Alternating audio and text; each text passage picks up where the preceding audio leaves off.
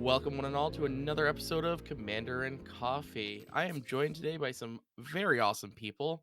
I have Max, as per usual, Hello. and with us today, we have two special guests. One of the OGs in the format for content creation, which I'm very excited to have in, is Mons. Hello. And then another good friend of ours and a good friend of his is Snuske. Hello. So, how's everybody today? Awesome. Tired. Yeah, I'm alive and I'm here. I've just finished caffeinating the first time today, so we'll see where it goes from here. I got from the Imgur Secret Santa. It's like a web-based thing, and I got a self-heating coffee mug, and I was super excited. I used it today for the first time, and it kept it at a perfect temperature. Very nice. One of the coolest things. So, Snuske, tell us a little bit about yourself. Uh, well, lately the more common answer when it comes to CDH at least is that I am everywhere with zero responsibility. I knew we were gonna say that. That's a great way to put that. Well, that's what I've been told that you see me everywhere, but you're not really sure why I'm there. I do a lot of behind the scenes work in the community. The most common example that most people probably see is that I am the HR director for the Chaos Tournament organization. So it's a lot of staff and interpersonal stuff that I handle, along with doing basic consulting stuff and sharing a 15-year experience in TOing and events in esports with the CDH tournament community in different ways. 15 years. You're one of the OGs too, huh? For esports, yes. Counter Okay. Strike. Yeah, I was about to say. So, if you handled a lot of Counter Strike, one of our other former guests, Travis, used to play a lot of Counter Strike. He was professional in that as well, along with Hearthstone and stuff like that. Just recently, he's actually the one that taught me how to play Magic, and just recently got into CDH. Now, uh, did a whole thing on him fairly recently. Jeez, I can't even talk today. So that's pretty cool to hear somebody else that came from that background to do that. Yeah, COVID happened. I played a bit of casual EDH on the side. It was taught to me by a school friend of mine. And then COVID shut down the events that I usually work at. And then I needed something to do. And then it just naturally progressed into doing tournaments because I had to scratch that itch somehow. Yeah, I I'm don't think that ever goes away. You once you start on the tournament scene, the second you start to like it, you just can't stop. I know that I was the same way with Magic when tournaments went away because I was a judge for a long time doing a lot of big events, and 2 years without that kind of sucked. Oh, yes. I can it, imagine. it's amazing that it's only been technically 3 years since that all went down, but it also feels like an entire lifetime ago. Yeah, it feels like Yeah. something we shouldn't have to worry about anymore, but is still Right. something that we have to It's worry about. literally there's been a spike, right? Up by me in Pennsylvania, there's been a increase that put our counties into like the more at risk areas. Um, we Same with Taylor's school or my girlfriend's school for New York City. It's Yeah, been rough. it's absolutely wild. It's pretty much not quite shelter in place yet again, but hopefully we don't get to that again. That was pretty rough. But anyway, doom and gloom aside, Mons, how are you? I'm good. Good. Tell I'm us a little about happy. yourself. Good. Us too. We're happy to have you. I'm Swedish. I have a YouTube channel called CedhTV. Been doing this for a while, and I don't do podcast. So whenever someone wants to do a podcast, I'm kind of happy to do it. So I get to do it. It's fun. I was told as a young child that I have a face that only a mother can love and a voice for the radio. So I started a podcast and started dating a mom. So I mean, it's pretty much the only thing I could do. Smart It's choice. destiny. But yeah, so tell us a little bit about your channel. So for those that don't know me, those that haven't seen the channel, it's basically about everything generally around CDH, mostly around deck tech videos, and gameplay videos where Snuske appears now and then from time to time as well as a guest. But otherwise, it's just general CDH tutorials and information, digging into statistics and data sampling around CDH tournaments quite a lot recently. Now, I don't know about you, Max, but I remember Mons when he first started. He was one of the originals that came out just before Lab Maniacs, if I remember correctly. Yes. I've been following him for a while now. So it's kind of If like a you dream kind of thing to get to actually sit and talk with them. if you know that if you know Laboratory Maniacs and you know me around that area, you have been following around quite a while. That goes. So yes, I am earlier than Laboratory Maniacs by 1 week. My first video came out 1 week before theirs, so yeah, sure. But yeah. Yeah, no, I've been in the CDH game for a very long time, unfortunately, or fortunately, depending on what way you want to look at it. My friends and I just naturally progressed from a casual play group to each one of us wanting to beat each other every time that we'd meet every week, and eventually it just evolved into CEDH before CEDH was a thing, and then you guys became a thing, and it just kind of like validated everything we were doing, and it was great. And here we are now, probably what, 12 years later, 13 maybe. Jesus. Yeah, I was much more of a grinder for 60 card formats prior to COVID. I didn't get into CDH until COVID, unfortunately. So I missed a lot of like the more fun things that we were allowed to do when Flash was legal. So I've never seen a I day when was Flash could be played. just going to ask Billy that. So you played in the Flash era, right? In I the did. TNT Flash area, yeah. I did. I actually got to play in the last tournament with Flash, which was the original Eminence tournament, which was then called DDM. Yeah. And it was a Flash meta back then. And then I believe it was a week and a half later, Flash was banned. And they Yeah. quite literally said, don't ask us for anything again. Yeah, I remember that. Yeah. We No, we are okay, but never do this again.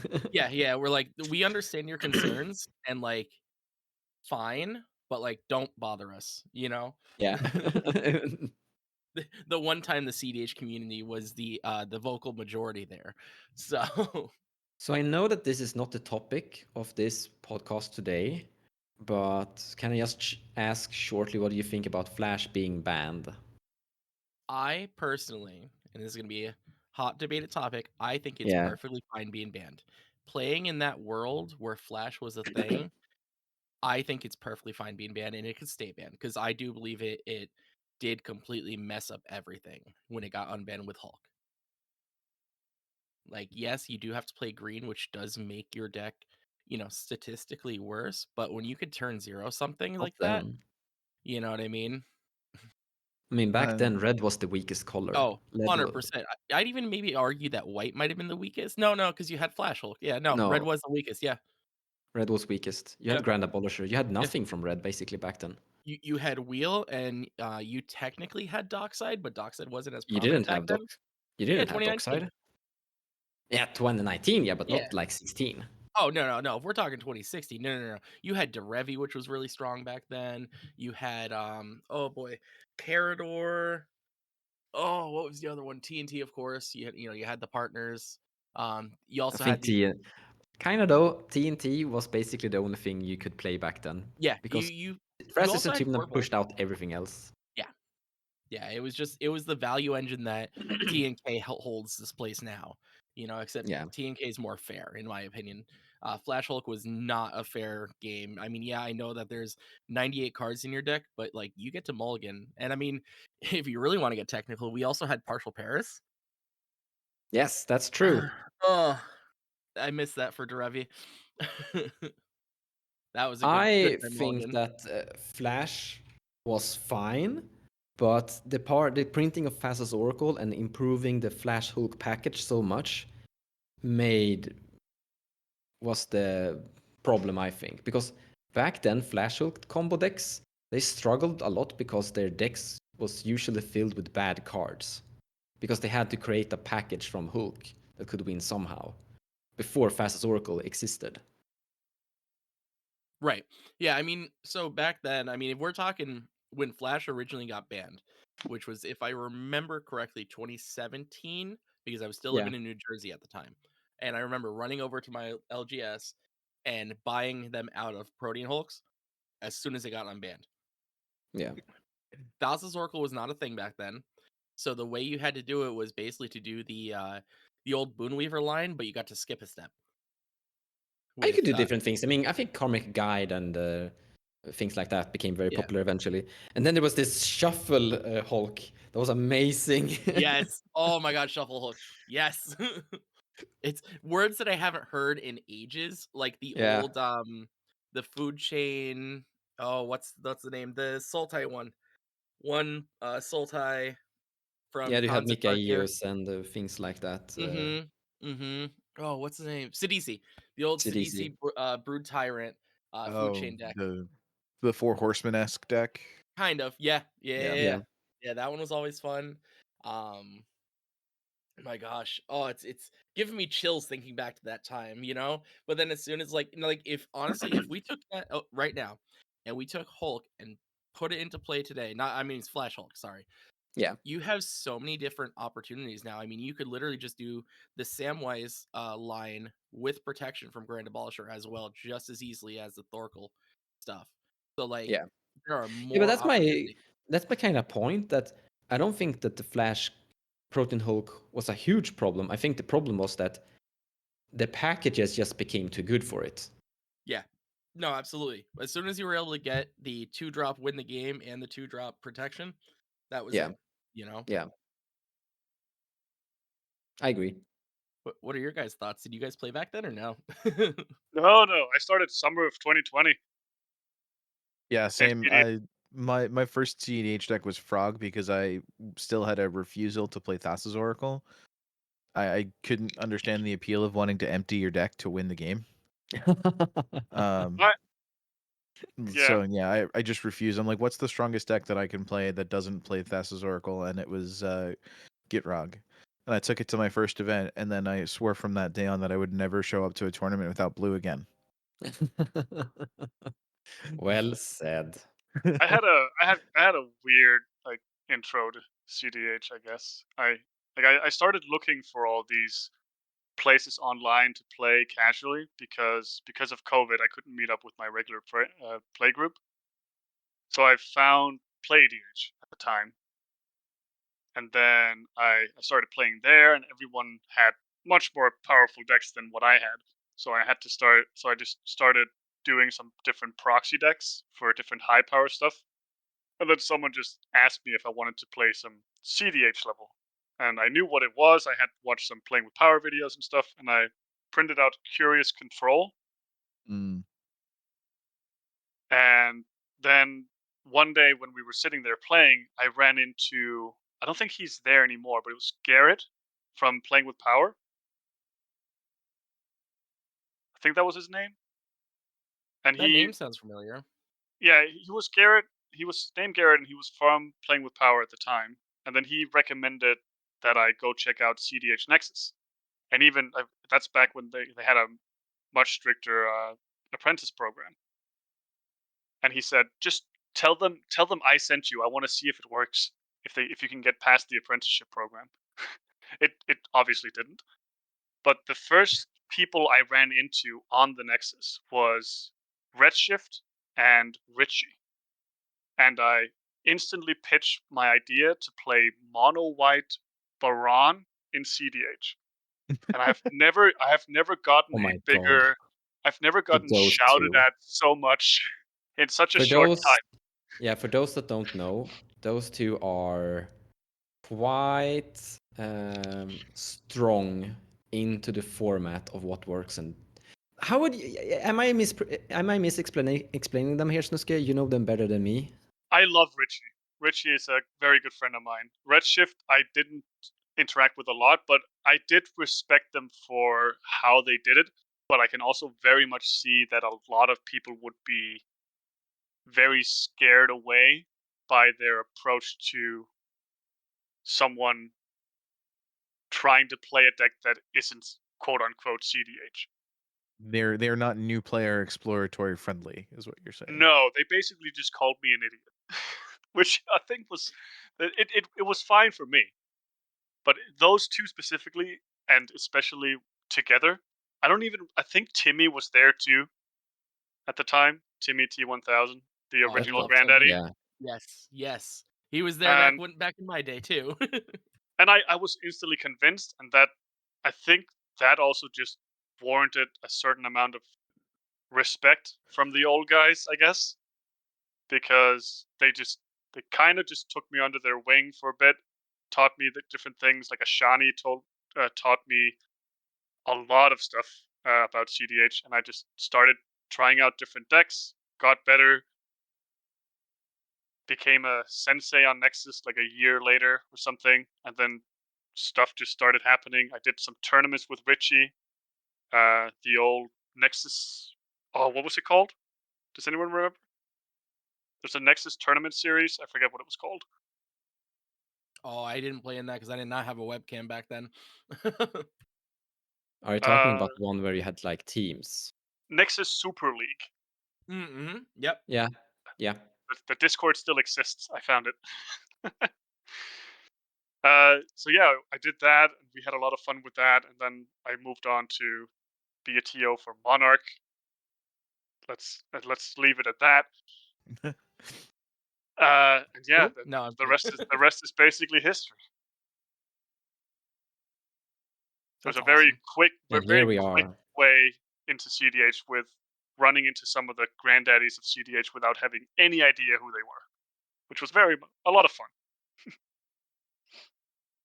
Yeah, I'm an anomaly. I wasn't introduced to CDH in the online space at all whatsoever. I wound up having like a very strong CDH community locally, like 15 to 20 people who showed up for weeklies in my area. So I had no idea who any of these groups were at all until well after I joined Eminence. Fair. Like I was completely Discord illiterate for the first like 6 to 10 months, and I'm still not like an expert on Discord. In fact, I ignore my Discord way too much. So I'm sorry for anybody who's ever tried to contact me there. I forget it exists. Um, but yeah, I didn't find any of these resources or anyone to help me. I was just like looking at deck lists, trying to figure this out backwards. Um, so it was an interesting time for me. I got into this format when I was watching Command Zone, trying to learn how to play better Commander. And I realized I think I know more than these guys. And Yes. apparently, no one is doing anything regarding this kind of competitive stuff. And, well, Team Turn 3, but they have kind of stopped. So, yeah, I Oh my started god. researching myself. No, you're not wrong. Cause like that's the thing. So I learned how to play Magic against a mono blue control Kami of the Crescent Moon deck. We used to play 1v1 and he used to counter all my stuff. Well, I never really had a um what's the word I'm looking for? I didn't have like deep pockets or anything like that. So like I would just pick up Magic cards as I could. Well, stacks Yeah. became my best friend. So I did that. But then I started to evaluate play and I started to actually figure things out because I was a limited grinder. I used to go to a lot of limited GPs. I used to play 60 card standard back in the day, like, and I played a lot of other card games. And I transferred all that knowledge into Commander, and we had the one guy that had the deep pockets and had all the cards. I remember when Yeah. he bought a Yep. time twister for $800, way back when, and we were like, oh, it's him. We got to take him down. He had an Edric Turns deck, which is very similar to the Flying Men deck that you see from Edric from time to time. It's still almost exactly the same thing, and he was the guy to beat. Well, then my old co-host Chris, he used to be the guy to beat sometimes too, and then so and so and so and so. And each week was somebody different, and then it just gradually got to the point where we were, Mana Crypt, et cetera, et cetera, et cetera, like doing the stuff that you see in Mhm. CDH today, and we're watching all the content creators, and we're like, what are you doing? why why are you playing that tap land there? Josh, please stop. I see what you mean. Yeah. So no, it was really exciting to hear you say that exact same thing, that the way I got in, so similar to exactly how I got into it, where I went, I'm watching these guys going, no, no, even Do you remember when Commander Versus had the original 4 and how No. they were like okay, back when they first started, they were very similar to Command Zone in a way, but like they were always a slight level above because they were just hanging out talking and they were actually going through the motion like going through and explaining the motions sometimes. Mhm. And then they just kind of stopped. Yeah, then it just became spy plays and against Steven at that point, right? Exactly. That's exactly what it went to. And I'm like, okay, this is not fun for me. Yeah, that's what threw me off with both Commander Versus and Command Zone over time because it created this whole thing where spy plays was just okay, and I never liked that. Like it's like, do you have a if your reasoning for doing something is not to progress the game or gain an edge, but instead because you attacked me last turn, my brain I couldn't deal with that as an argument for any play at all. And I haven't think grinded any casual 60 card or players any. agree with that though, kinda. And it's so, to be fair, we aren't maybe the target audience for that, and I think casual players might enjoy seeing stuff like that. Maybe. I don't know. Maybe, maybe.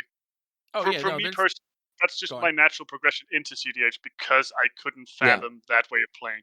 So it was natural for me. Yeah, there's still a lot of my the other people that play at my LGS, they also still watch Command Zone religiously, Commander Versus religiously.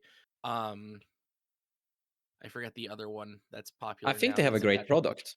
Oh, Uh, as 100%. as a, as a content MTG creator, someone Mazda. is making videos. I think their videos are amazing, but I don't. It's not for me.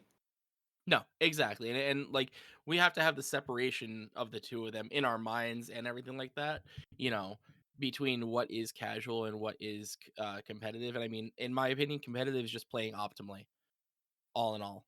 That's the competitive mindset in my mind. Yeah, that's why I liked watching stuff like I think it was MTG Mazda. Yeah, Oh yeah. Because Mm. it was he just was. very straightforward casual Magic, but playing properly. Yeah,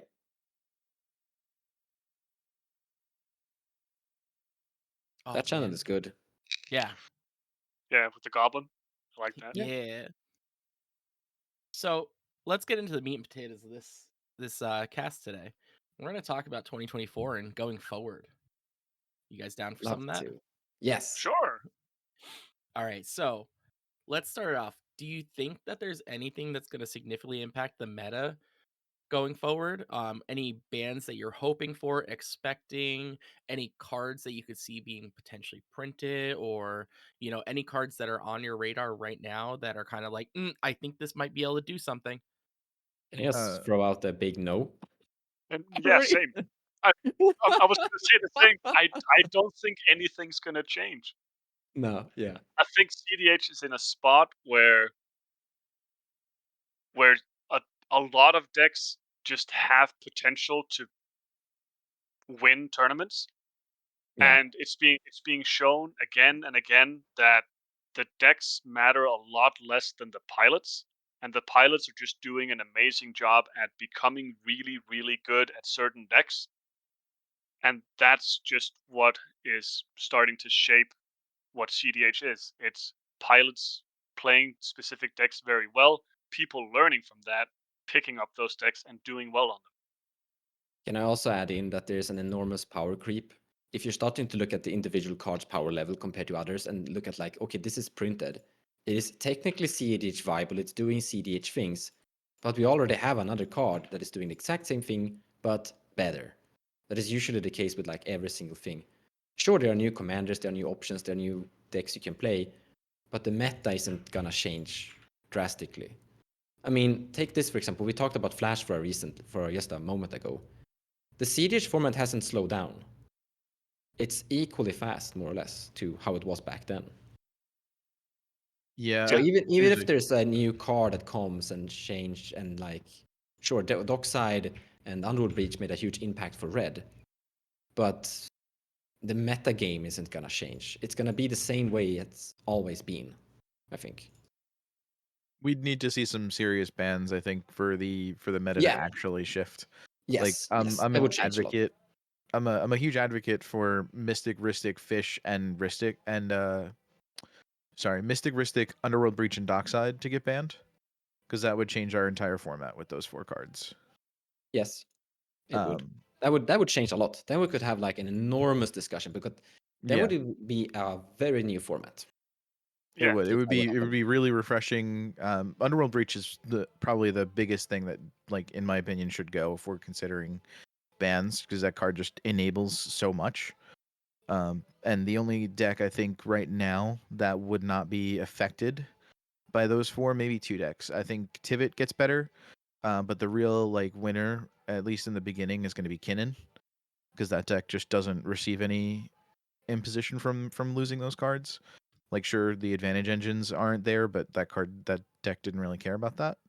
I mean, I think Winota If also gets yeah, infinitely I was better about to too. Yeah, say if Winota that creeps back up too. if that happens specifically, then Winota decks will also very much change into just running every single curse totem effect it can find. Yeah, Yeah, exactly.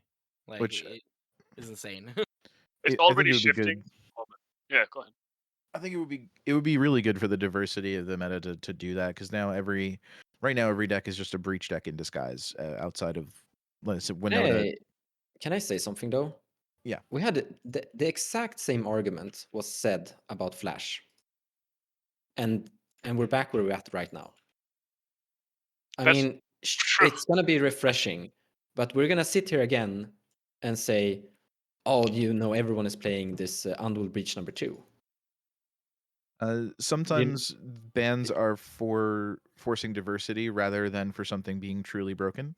Because if something is just too consistent and everyone's playing it and there's too much market share, that's also a reason. Because the point of Magic is to inspire the diversity rather than just everybody playing the exact same 99.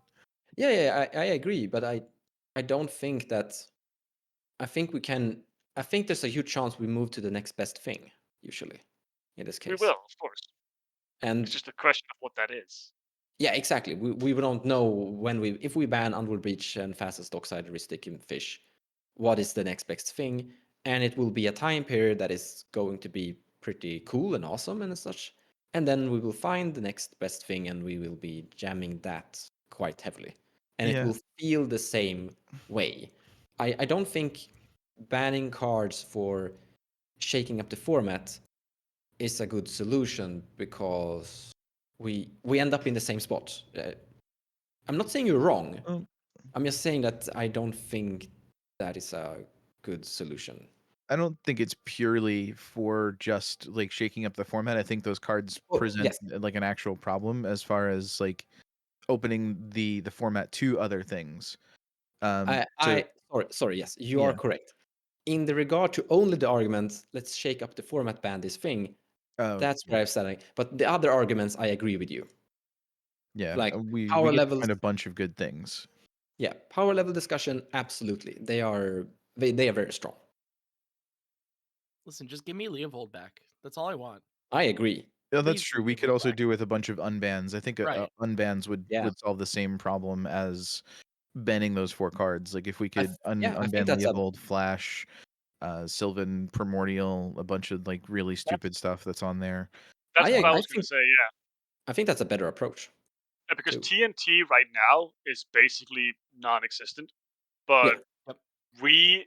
like unbanning something like Flash would create a situation where Grixis Go Burr Hmm. is not the only solution for going super fast. Yeah, yeah. then TNT plays Atraxa in the 99 and flashes it in to draw 10 cards.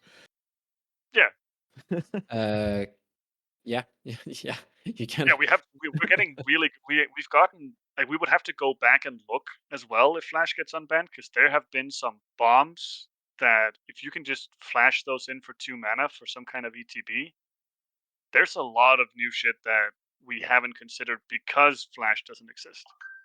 Yeah, and I think with that, what we'd look towards is more of like the legacy sneak and show decks, and that would kind of give us a better idea on like what cards made a huge impact there.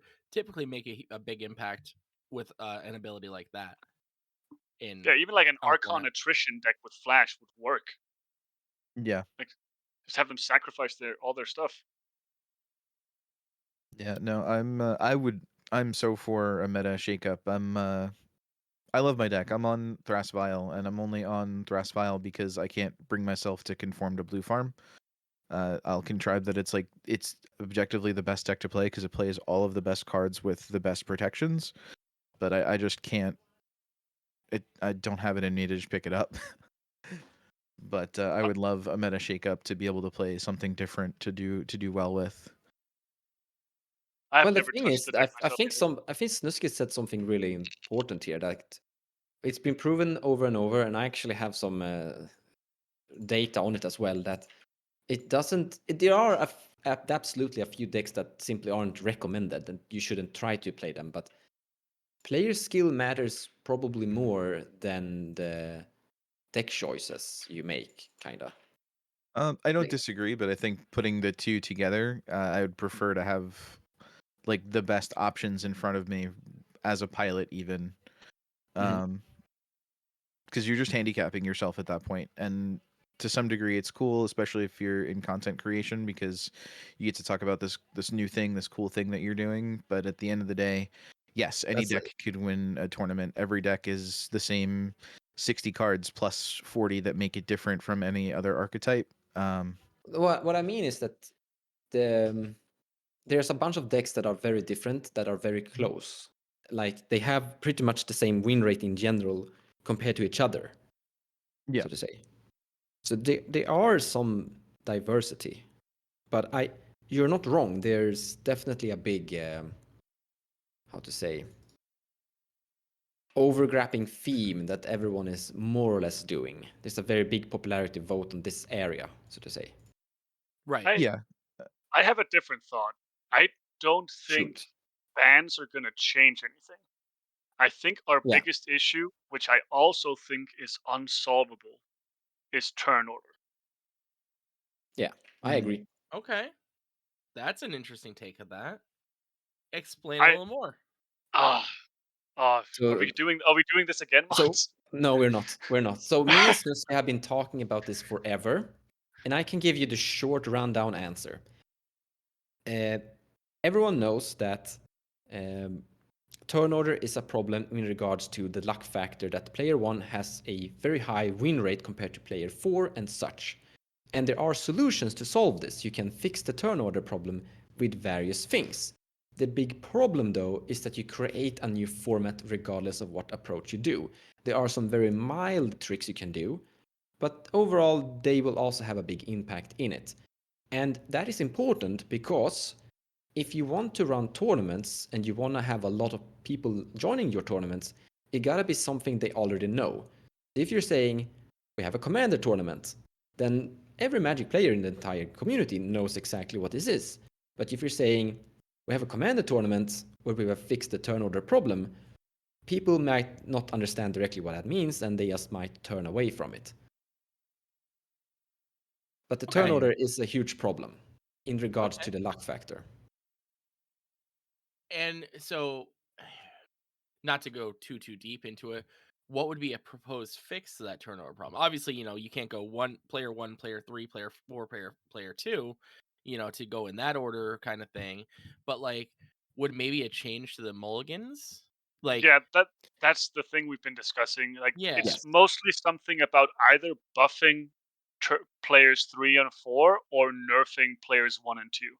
That's Yeah. generally the solution that has been discussed, but it's kind of impossible to find anything that you can do to player 1 that isn't either severely detrimental or has zero impact. There's also a very important. I started actually trying to do this, and I started trying to make changes, and I started to like showcase it for people. But CDH is such an extremely small community in the end. Yeah. And For if now. you're going for now, yeah, for now. And if you're going to do this, it's going to take an enormous amount of resources for a group of people to push this into an agenda and make it into an action. And I started to feel this isn't worth the energy. So until CEDH gets bigger and the push for this gets stronger, I don't think much is going to happen in this area. Sadly. Yeah, I also think it's a detriment in that if you create this for this format and then we have new people trying to get in, you're going to wind up just confusing the newer people, especially because most of the newer people that we get come from a very casual sect of Magic. Exactly. It's just going to make the bar to entry to grow the format higher. Exactly. Yeah, it would need Yeah. to be a EDH wide rules change that is official for it to have Which will do never. it, which will never. Don't say that. Don't say that. The one thing that could Never maybe say never. shake it up could be a mulligan change, because we've seen mulligan rule changes before. Maybe a Yeah, mulligan rule change could come with a community based change on top of it that just gets implemented from day one, because then the change from one mulligan to another wouldn't be as confusing if you're already being told that yes, we're doing the new mulligan rule with this minor tweak. Yeah. yeah. I I could think see like that a reduction in mulligans based on your seating position, or like fourth seat getting an extra free mulligan. We Something tried to that, that yeah. effect. Like, I could see where that would come in and where it would be good. like all of this is Um, solvable. Like yeah, this is technically solvable, but it's just like you guys have said and I've said that it's not. It's going to be too hard to push this into the bigger, broader tournament community without hurting the smaller, like fringe people that are experimenting into it. So I yeah, think the and best approach currently is to just have communications about it, and eventually, when the population is starting to say this is a problem, and people are starting to ask for a push or a change, then you can start to like build a community that is trying to push for a change. yeah, we Yeah, just need some more CEDH players on the RC. That's I was about to say, I think Some it has actual to ones. go all the way to the RC before we can actually make a change. yeah. Yeah. Yeah. The I'm thing not is, discrediting anybody's playing ability on the RC currently, but we need more CEDH players on the RC for sure to represent the format and how we like to play Magic, because it's currently not represented. True, but yeah, who? we're a niche of a niche Yeah. of a niche. You know what I mean? Yeah. Like we're a derivative of a derivative of a derivative. Like so us playing tournament Magic and having like we're screaming, into the void effectively. One thing that I actually thought was neat when we were talking about the mulligan change that came to my head is, what if like player 4 got the partial Paris mulligan back? That's not You know what enough. I mean? Not It's not Not enough. enough. Okay, I don't know No. if No, you guys tested that or not. Like, So not tested it, but we have this like we have tested variants of that, and it feels like me and Snuske are starting to bring up old conversations that we have basically solved. Yeah. that's fair. It's new to us, obviously. We haven't Sorry. yeah, heard anything about that. we so had that a lot of long talks about this subject. Yeah. so I mean, if we go back to the whole meta shift up, then aside from the tournament structure and stuff like that, which I mean, Max, I know you guys are putting out a new tournament thing. Maybe that's something that you guys at Eminence might be able to put more thought I into as well. There's nothing that I would change currently about our tournament structure that wouldn't be detrimental to new players coming into the format. Yeah, but Like, you could also I'm have more people thinking about it too. Not saying go ahead and true. implement, because like Mon said, we need more people. That's what it That's boils down to. Yeah. it's You know what I fair. mean?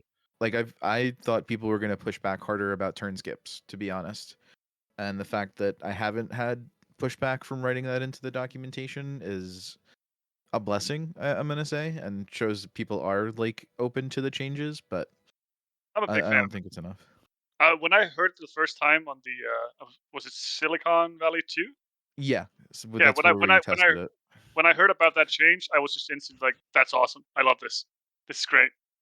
Well, I appreciate that. I put a lot of work into that document. And Seth and Baldy helped, and like I bounced ideas off of them. We discussed things for very long amounts of time. But at the end of the day, I was the one who wrote that damn thing. Yeah. I will say something about the meta shift though. Mhm. Compared to what I've heard about the Flash meta, I think the current format is still like miles healthier. Sure, Yes. stuff like Ristic, Mystic, Underworld Breach, etc. are quote unquote problems because they are very Mhm. powerful, but they're also spread across a lot of different decks, a lot of different Yes. commanders. Yes, the core of decks is getting to a point where it's like, okay, you have your core of 80 cards, and then the rest of the 20, maybe does that count as different decks? Who knows? I don't know. Maybe not. But I still think the variety doesn't become archetypes. The variety becomes all these tiny micro decisions that you have to make in the game, where mulligans, turn order, your opponents, and specifically your opponent's turn order compared to you, becomes a lot more important. And every single play you make has to have a lot more thought behind it with the current format, which I like a lot. But I can also see that becomes very discouraging for especially newer players. We're getting into an area now that you and I have also talked about quite a lot. And if we Yes, continue this, we're going to hit this part where, if I just say this, Snuske, do you know exactly what I mean? What do we want CDH to be and what skill are we actually testing? Do you know what I'm poking at right now? very much so. And we should probably stop Yeah. now. Yeah. I'd rather play against a player than their deck, in all honesty. That's my Yes. personal thing. Um, but like, it is our how can I put this? That's Do actually, we the more I think about it, you bring it that up. I think this is actually something worthy to talk about, considering we're talking about like new players coming in and new players disappearing. Because when you're playing a 1v1 game, the kind of skill in that game is very different compared to a multiplayer game. We can potentially agree on this in various cases. 100%. Yep. 100%. But Agreed. also, when you're asking yourself what kind of skill are you testing when you're playing a CDH game, and if those skills we want to be tested, the skills you want to be good at, are the ones are those the ones we are actually testing in CDH? And if that is correct, then all things is good. But if it's not, then we have a problem. And what I think is a potential here is that a lot of new players venturing into the game might expect that this is how CDH or EDH is, and they realize that this is not really how it is, because CDH skill testing is a completely different topic, completely different thing, and they might turn away from that. So that's actually a great point because what Yes. you're describing is you're describing the perceived notion of CEDH and the actual notion of CEDH. Um, Correct. that's actually something that just this past weekend, my LGS held one of their quarterly tournaments, had 60 plus players come out for. One of those players was one of the guys who originally played Magic with me, way back when I first started. Back then, they stated, "Hey, I don't want to play with you because you're too competitive. I don't like CDH because it's a turn, it's too fast. It always ends on turn one, turn two." He messaged me about 2 weeks before the tournament asking me, "Hey, do you think I should try this?" I said, "I'm very surprised that you're asking me this because you were very always against it." He goes, "Yeah, but I've been seeing a lot more of it. I've been seeing other people play it. I've been seeing my friends try it and they seem to be having fun." And I'm like, "Sure, give it a Mm. shot. I'll help you fix your deck up, make it more powerful and stuff like that." He ended up winning, I think, one match on a turn 3 combo, which was really sick for him. Turn 2 combo actually was a Neoform into a Thassa's Oracle.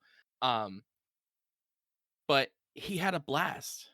Yeah. And he had this perception that CDH was just this sweaty, um, you know, grindy, the old perception of the spikes from back Yeah. in the day, you know what I mean?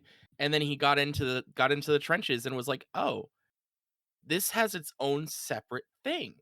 It's nothing like people talk about in my casual pods."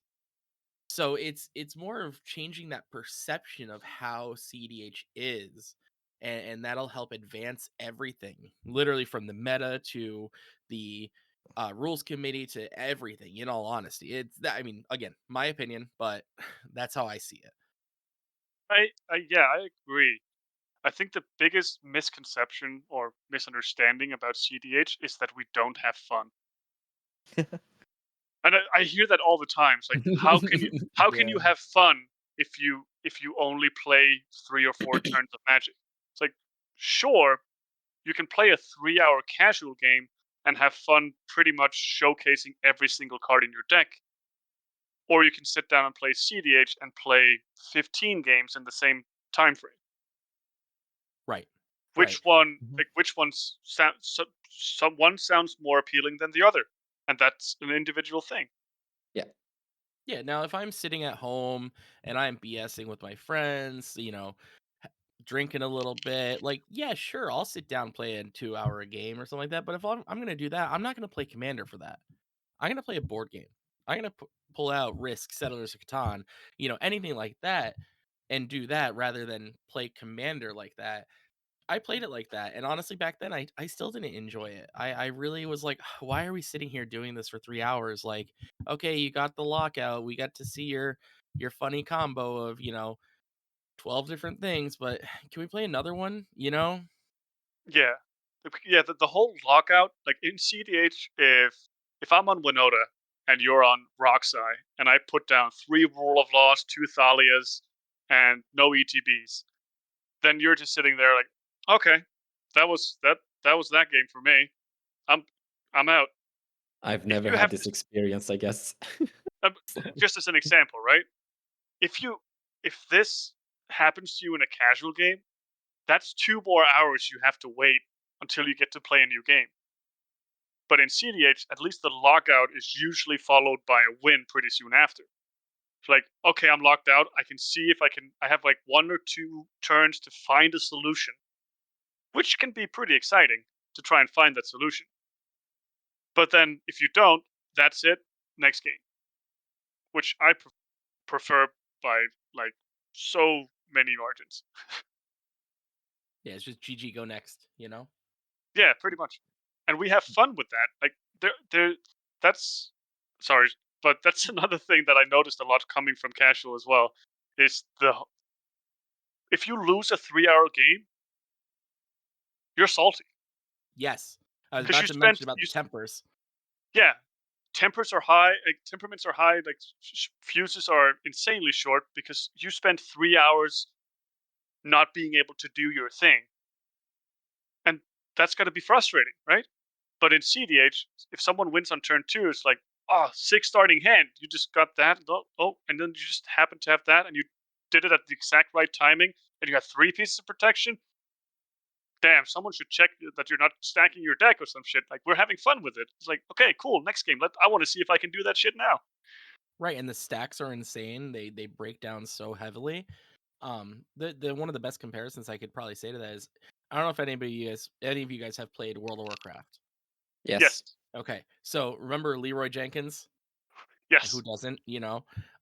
It's basically like I see a competitor, a casual game, kind of like Leroy Jenkins, on how angry everybody got during that entire thing, and then a competitive game more of like just a raid you do with your buddies.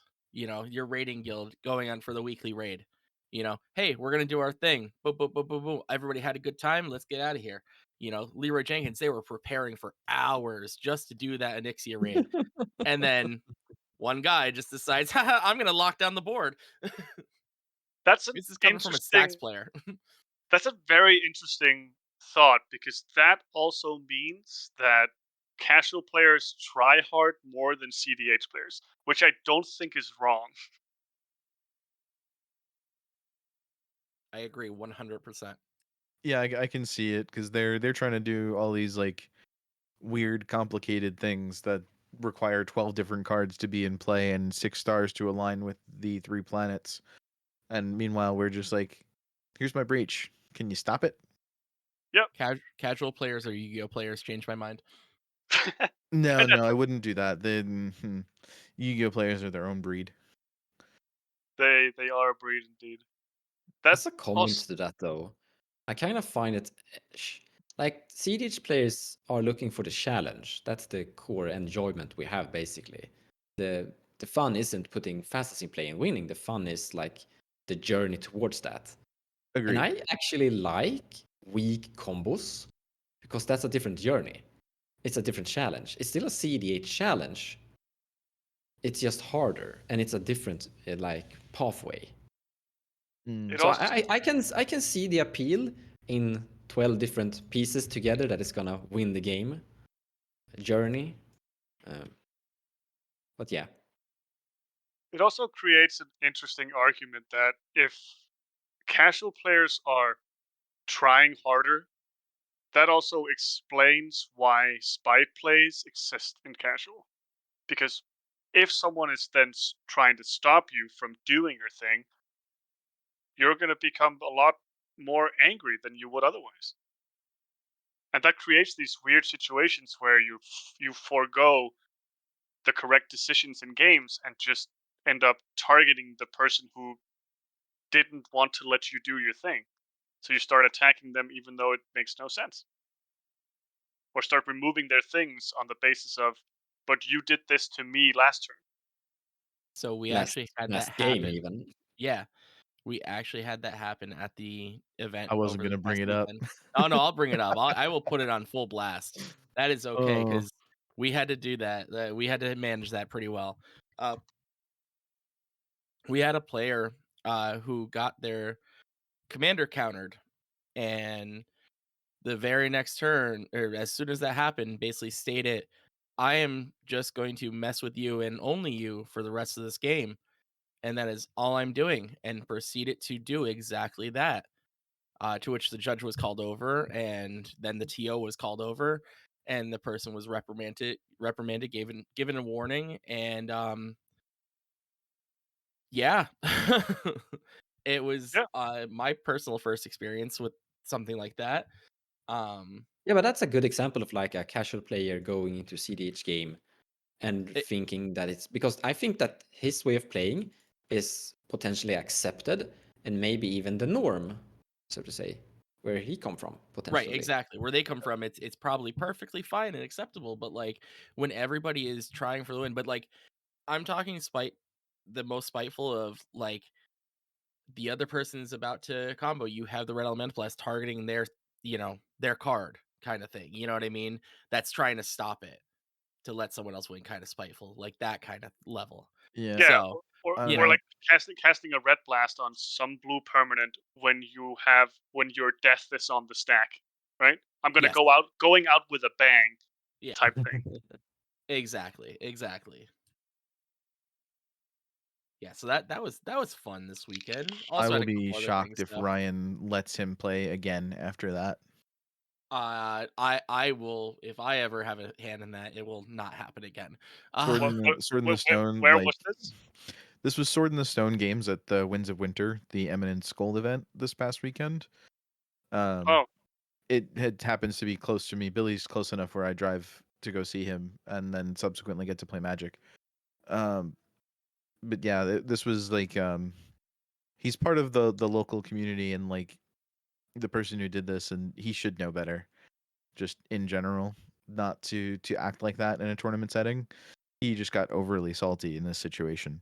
yeah, not trying to put any actual names out there or anything Yeah, like that. I don't no, want to do that, but I wouldn't do that. I'm they just know saying, who like, they are if they're listening to this. Shame on you. yeah. game. Ring the bell. Yeah, right. I was about to say ring the shame bell. That's probably one of my I mean, there's a lot of my favorite things that came out of Game of Thrones, but that's probably one of my favorite things. Yeah. Gosh, so we hit a bunch of stuff that we wanted to talk about in that little bit. Yeah, those are some Um, deep topics that we had to cut yeah, short. those were Yeah. good though. Like honestly, that was some of the best conversation I've had in a while. You're Um, welcome. Happy to Yeah, oblige. yeah. thanks, Mons.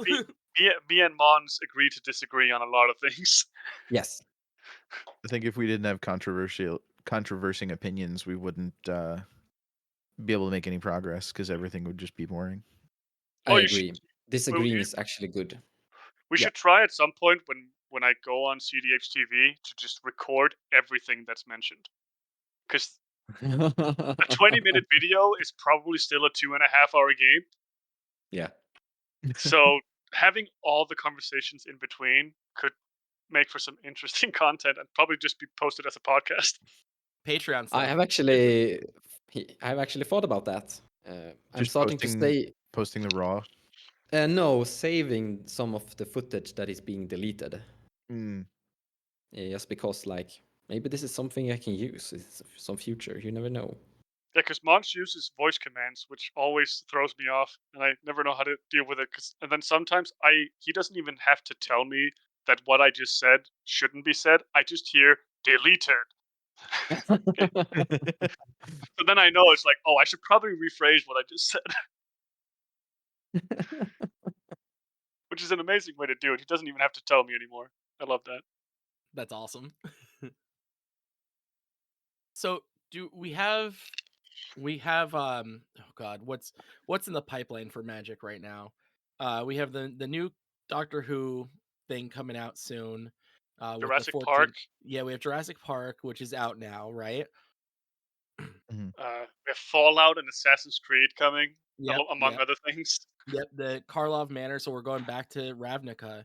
Um, with that, like, so there's one thing that I do want to Wait, talk about. Karlov? Yeah, Karlov is Manor? or no, Isn't Karlov that Manor is that's no. Innistrad? Yeah, that's it. Right. We're having Ravnica remastered. That's right. Sorry, Yes. I saw I spoilers for that. I think I only have one thing to say here, Mhm. and I've been thinking this for a while now. I think Wizards of the Coast are printing too much Magic currently. Oh, 100%. I don't think 100%. there's a Magic player around that wants the amount of product that's being produced. Yeah, I No, used to keep up before, but I don't anymore. you Same. And can't. I haven't bought more than a single booster pack, and I can't tell you how many sets. Like, I used to crack cases of product just because I knew I could get what I wanted and flip the rest to break even.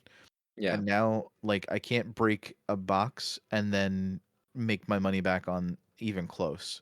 Like, I yeah, can hit the two best cards in the set, and the rest of the set is just not worth anything. It's not worth the cardboard it's printed on. I Yeah. think this might be a controversial opinion, but I don't think the universes beyond stuff is a problem. I like those. I think the biggest detriment to just opening packs is collectors boosters. We're Yes. 100% in agreement. Yeah. The No. Universes I Beyond stuff is fine. It might not be for everyone. Every fandom might not be for you, but it doesn't matter what skin is on the card. It would eventually have been a Magic card anyway. yes. So the fact that it's just gotten like pretty princess fucking printed on it, who I cares, agree. right? Yeah. I agree. Yeah. Like what My And then why foils have gotten to a point where foils are cheaper than non-foils. right, yes. I just recently purchased a what was it? Ohar, the new mono the red. Yeah, Osier, Osher. yeah, The mono red one. And the full art foil was cheaper than the non-foil regular art. which annoys me because I don't play foils. Same. Neither I do hate I. Like my entire I deck is despise non-foil. foils. I despise foils with a passion, I and don't like everyone who Pringles. knows me knows this. We don't even get Pringles here as much. Like in Europe, I think they're just made better. Like I You have a don't really different have. printer. Yeah, Yeah. we don't have that problem. That's Yeah, that. Okay. we don't have Pringles in Europe, but I I just was don't so like how they look. I was so confused when people are starting saying that we have a problem with the foils. I was like, no, that's not a problem. What are you talking about? And Yeah, they look with fine. that, it even baffles me because this is more into like Magic economics at this point. But back in the day, like German and Russian foils were like the hottest thing that you could pick up. Like people loved that shit. I know I used to try and get Russian foils for like my standard decks and stuff, and Mm. there used to be like a commanding premium to getting those, like a 2 or 3 time multiplier, just because of how hard it used to be to get those kinds of things here. Now, if I want foreign cards, they're cheaper, which baffles me. Yes, I was about to say that Yes. because when we had the people from the US coming to Tier 1 Con, Mhm. both years, some of the people with deeper pockets would just buy up all the duels they could find, go back Yeah. to the US, sell for like a 20-30% profit. Yeah, So for which some information to all of you who are listening to this who are not Europeans, me and Snuske are Europeans, and we have a completely different market in Magic. Everything is, I don't know how much cheaper, but a lot cheaper. It has actually been a thing where Europeans purchase an enormous amount of Magic cards, travel to US, sell it as a small side business. So a Yes. big recommendation for all of you who are listening, try to look into the European market. You can probably save a lot of money. yeah, if you Yeah. want reserve list stuff, make a friend in Europe, and get them to order from MCM for you, because that's Yeah. really like I got my French null rod that way. Yeah, it's so much cheaper. It's insane. Even if you buy directly from a physical store, it's still cheaper than in the US, Yeah. Yeah, it's insane. That's it which doesn't. shouldn't be the case.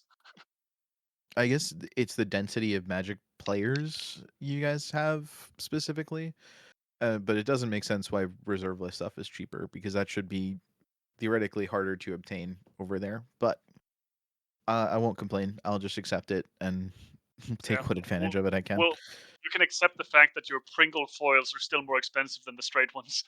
Yeah. That will infuriate me forever. That's incredibly I strange, but love so alters. true. I love like painted cards. I can't stand foils. I cannot. I had a fully foil deck once and looked at it and I'm like, why? And I got rid of it and have everything in non-foil. I have one foil in my collection, and it is a foil Flusterstorm that was sent to me by Timmy. That is the only foil that I own that I will never get rid of. Love that. Absolutely love that. There's I a have a couple couple that I'd like randoms. to use. Yeah, I'm typically not a foil person, but there's a couple that I'm like, oh, I Only really like that art. So only my commanders are ever foil if I can help it. Obviously, there are some cards that are printed that are only foil. Like up until recently, if you had Thrasios in your deck as an outlet, the thing had to be foil Yeah, because but it then didn't you can get exist. the edge foil instead because that looks better. It facts. does, it does. But now you can get a non-foil Thrasios. Oh, you can? I didn't know Yeah, that. in the new Ixalan set, the treasures have a non-foil borderless Thrasios. Oh, Same nice. thing with Malcolm and Dargo. That just proves how little people actually pay attention to spoilers these days. I Yeah. was like you. I used to buy a display of every single set that came out, but Mhm. now I don't think I've bought a display in 2 years.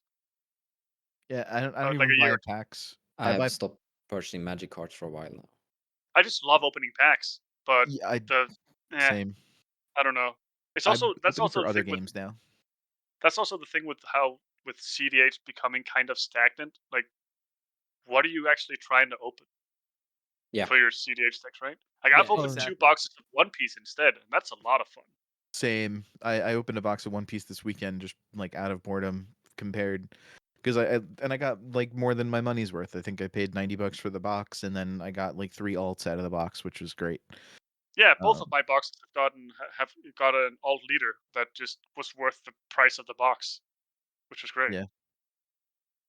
Mine wasn't that good. I got alt kid, which was not quite the price of the box. I got alt.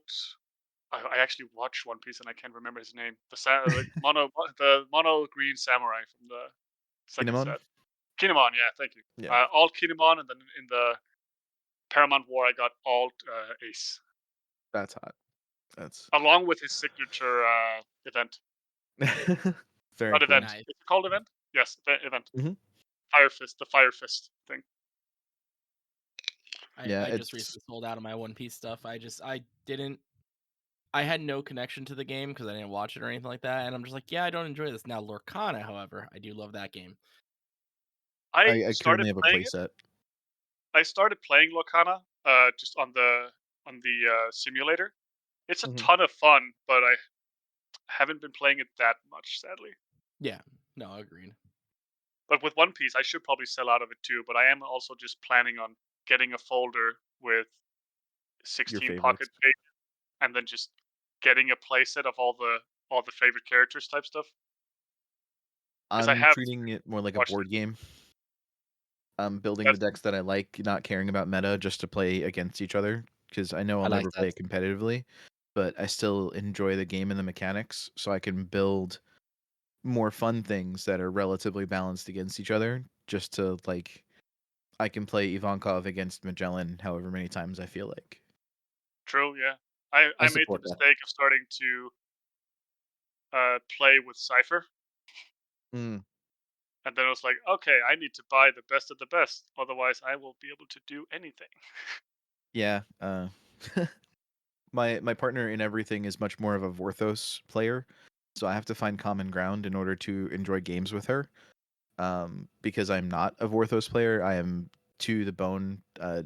I need to be competitive and optimized in everything that I do with games, and like resource management. I can't not do it. It hurts me to not do it correctly. Yeah. So this is kind of like my balance of like she gets to build her fun decks and I can build something that's balanced to that and like set that as the power tier level and have like that little corner of stuff. Which is a compromise for her coming up to CEDH and starting to learn the format that way, which was like a big struggle for her. Both for Yeah. not being a competitive gamer to begin with and being a female in the format, both have like been rough for her. Yeah, that has been a topic of discussion lately as well, which has been sad to read.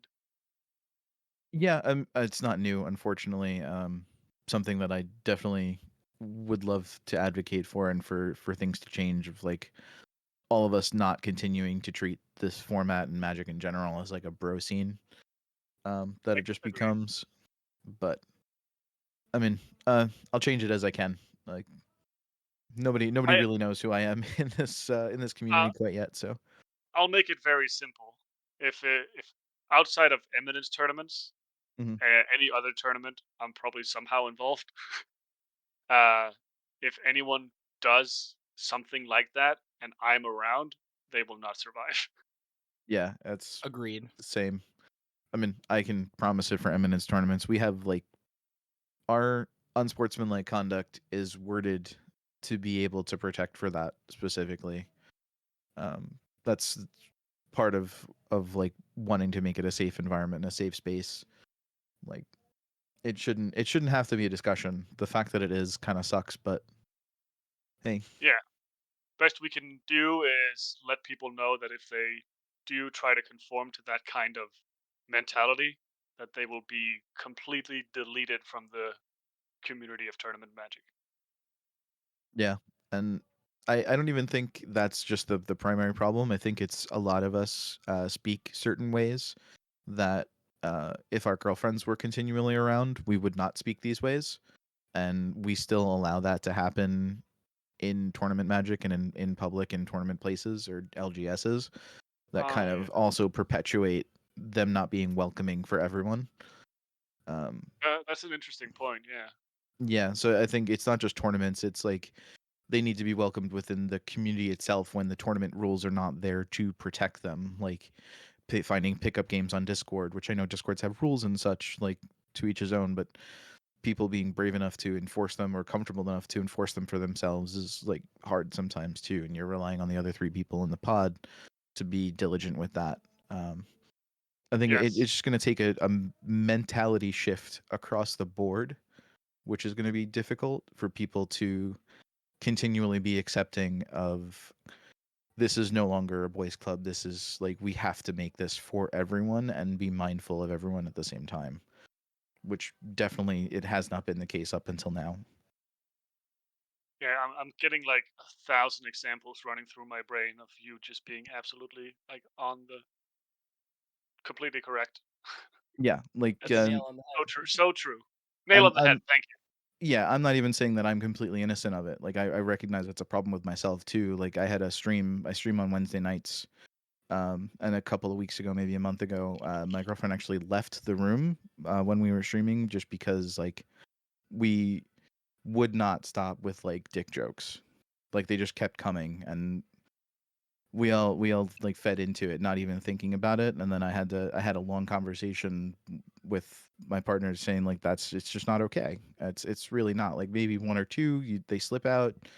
Like yes, we're dumb, but like this went on for like an hour, which not really where we want to be. Um, Yeah, it creates an environment where not everyone wants to be there. right. And as like a blooming or new content creator, like you want to be inclusive and safe, and like people should want to be and hang out where you are. So Yeah, people it's should yeah, people shouldn't hang out because of dick jokes. right. Yeah, pretty much.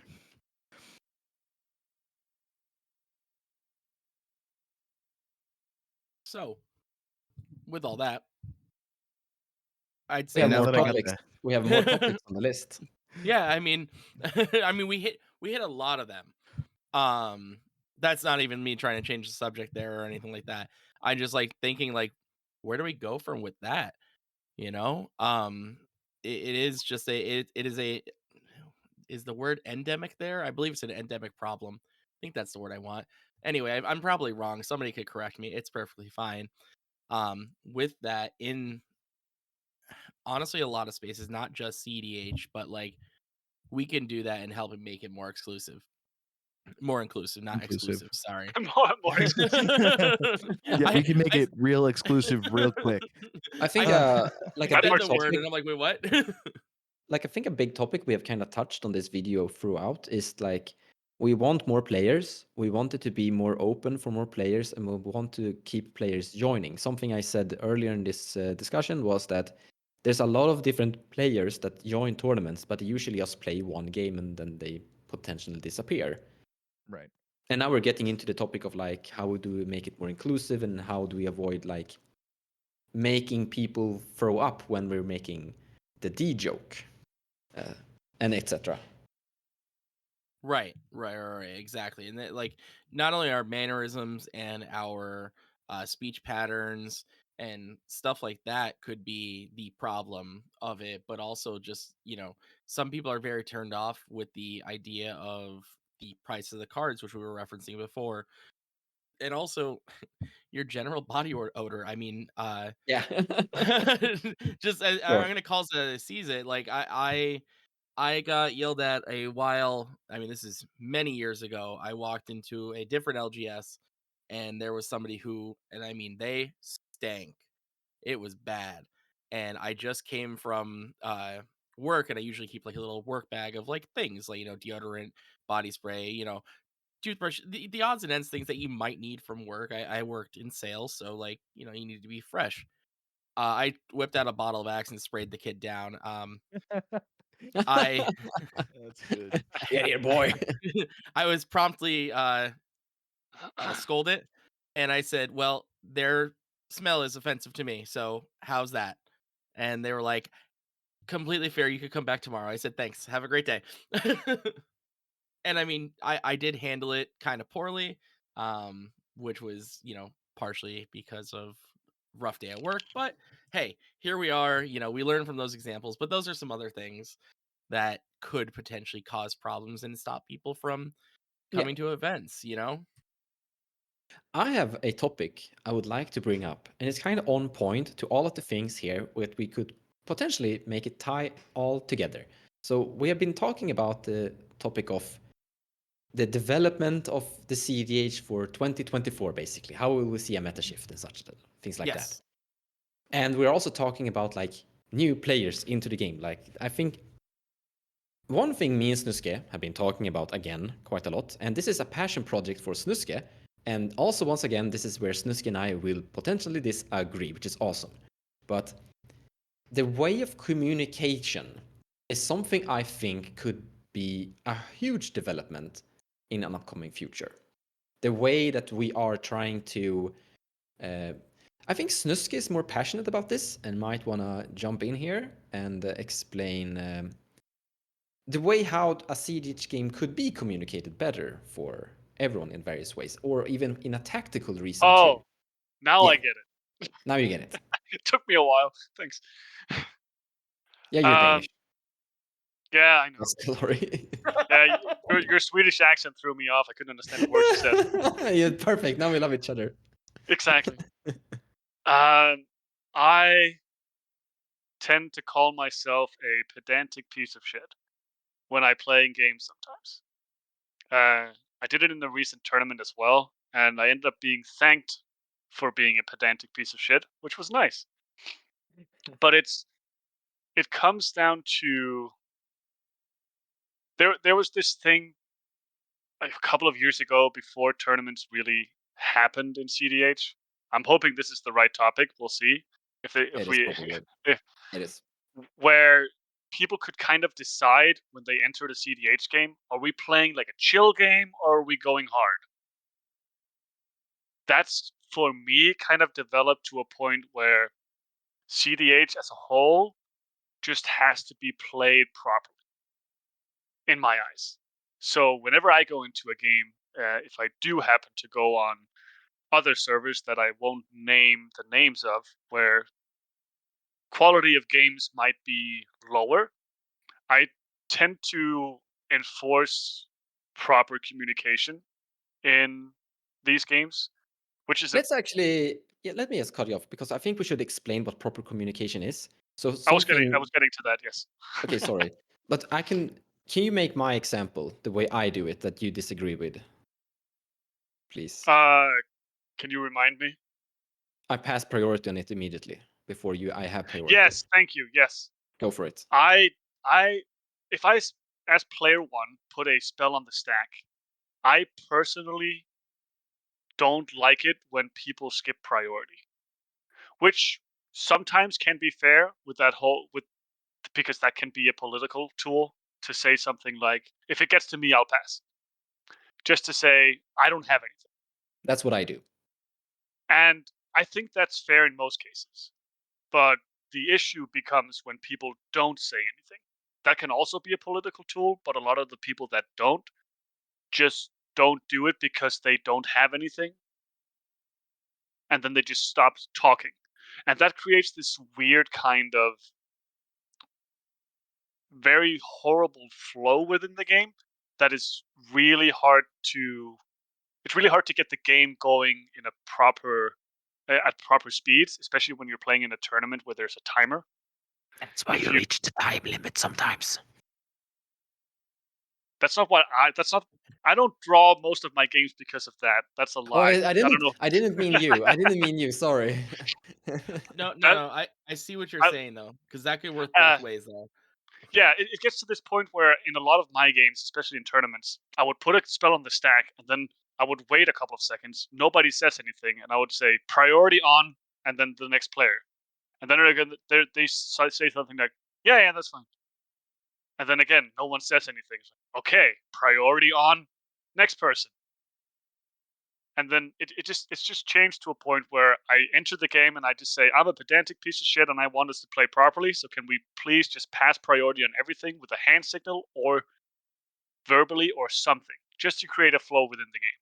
Because as Right. soon as you start not doing this, it creates a sort of frustration, not for the person who's not passing, but the person casting the spell or the person that is looking to interact with said spell. If they want the others to pass on it before it gets to them, it creates just a lot of frustrations leads to that can lead to misplays. It can lead to Yes. frustrations that shouldn't be there, and then could also just lead to spite plays because this guy fucking never passes priority. I'm going to remove his stuff so he's not part of the game. Then I don't have to worry about him. It can just create a lot of pitfalls that just shouldn't even exist. And I don't think that there's enough of a narrative within the CDH community and from tournaments to emphasize how important it actually is to enforce proper communication within a CDH game.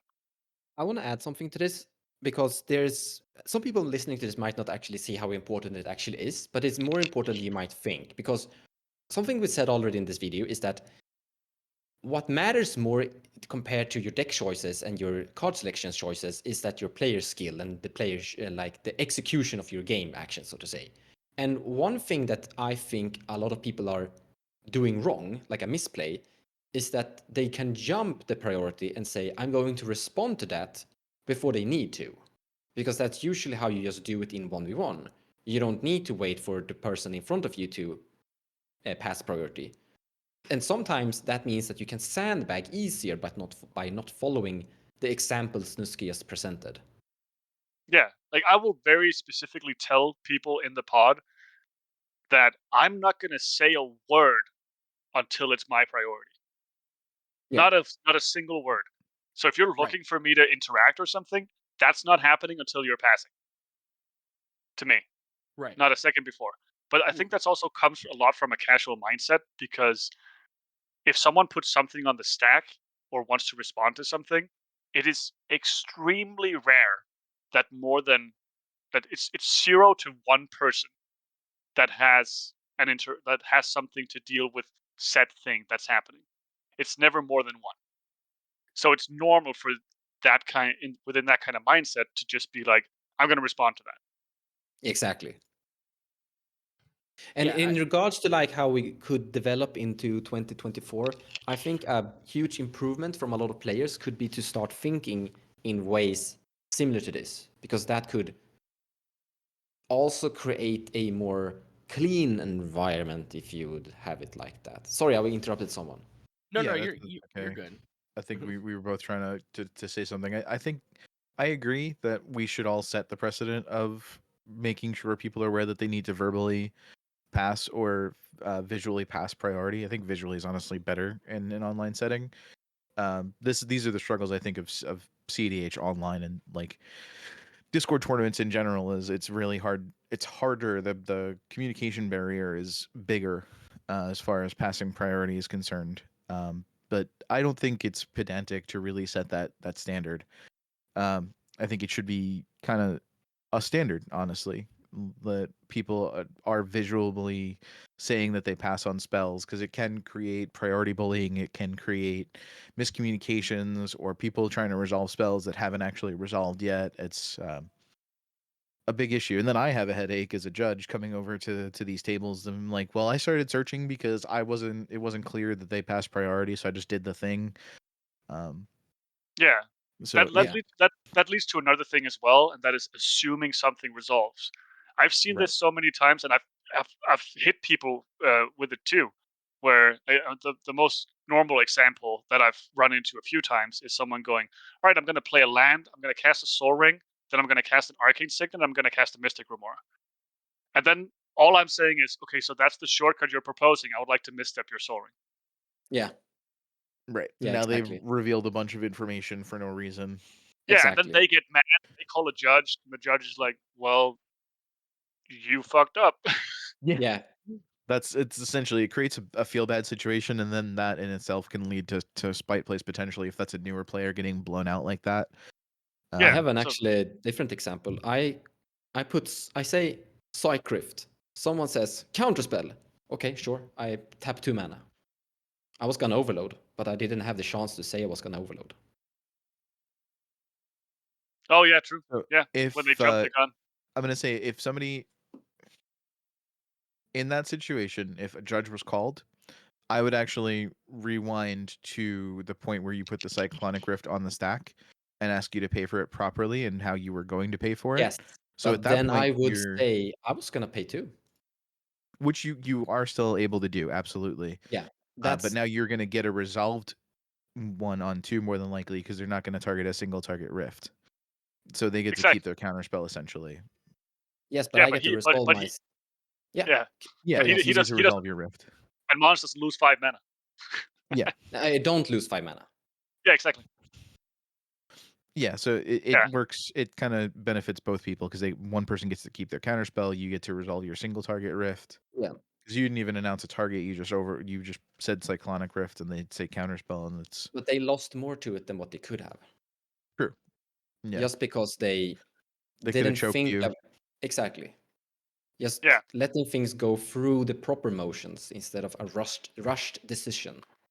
and Yeah, that comes back to that whole thing about telling people I will not say a word until it is my priority. yeah. Yeah. I just mostly wanted to point out that people are not just blown out if that situation happens and they lose their counterspell. It's like they have the No, no, option to no, call no. the judge to get backed up to the point where like information is communicated correctly before they make the decision on the counterspell. I think Mons was very aware of that too. It was more to showcase the fact that someone tries to interact or at least say what they're interacting with before the spell is even put on the stack. Oh yeah, I definitely understand that Mons would know that. I don't expect the average player who's not familiar with tournament Oh, magic to know that. that's what Yeah. you meant. It's Sure. more a communication for the people at home. Yep, for sure. But I do like that as the main topic because meta shift probably not happening.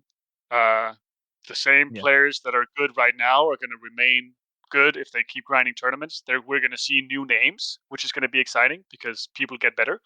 But I Yeah. think the main shift that I would like to see, like Mons just mentioned, is an improvement in the narrative of good communication within your CDH games. I just want to be I would say social execution. Social, yeah, just yeah, how like how it's I'm struggling to find the word. People need to tell people to have good communication. Yeah. Yeah, Speak better. That's what it boils down to. Speak better. But Communicate this Yes, better. is so speak up about speaking better. There's the slogan. yeah. I just want to be on Monza's 2024 best CDH players list. That's my goal.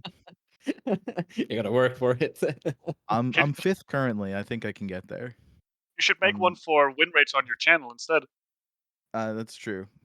What's funny is I was talking to Jorman about this twang for people who follow Twitter or the tournament scene currently, and like he has a 42% win rate percentage, and I have a 38% win rate percentage, and like over quite a number of games, and we're just like, where are we? We don't matter. Oh, You didn't But play enough, I guess. I guess we just didn't play enough. I can I look didn't into play. it. What's your?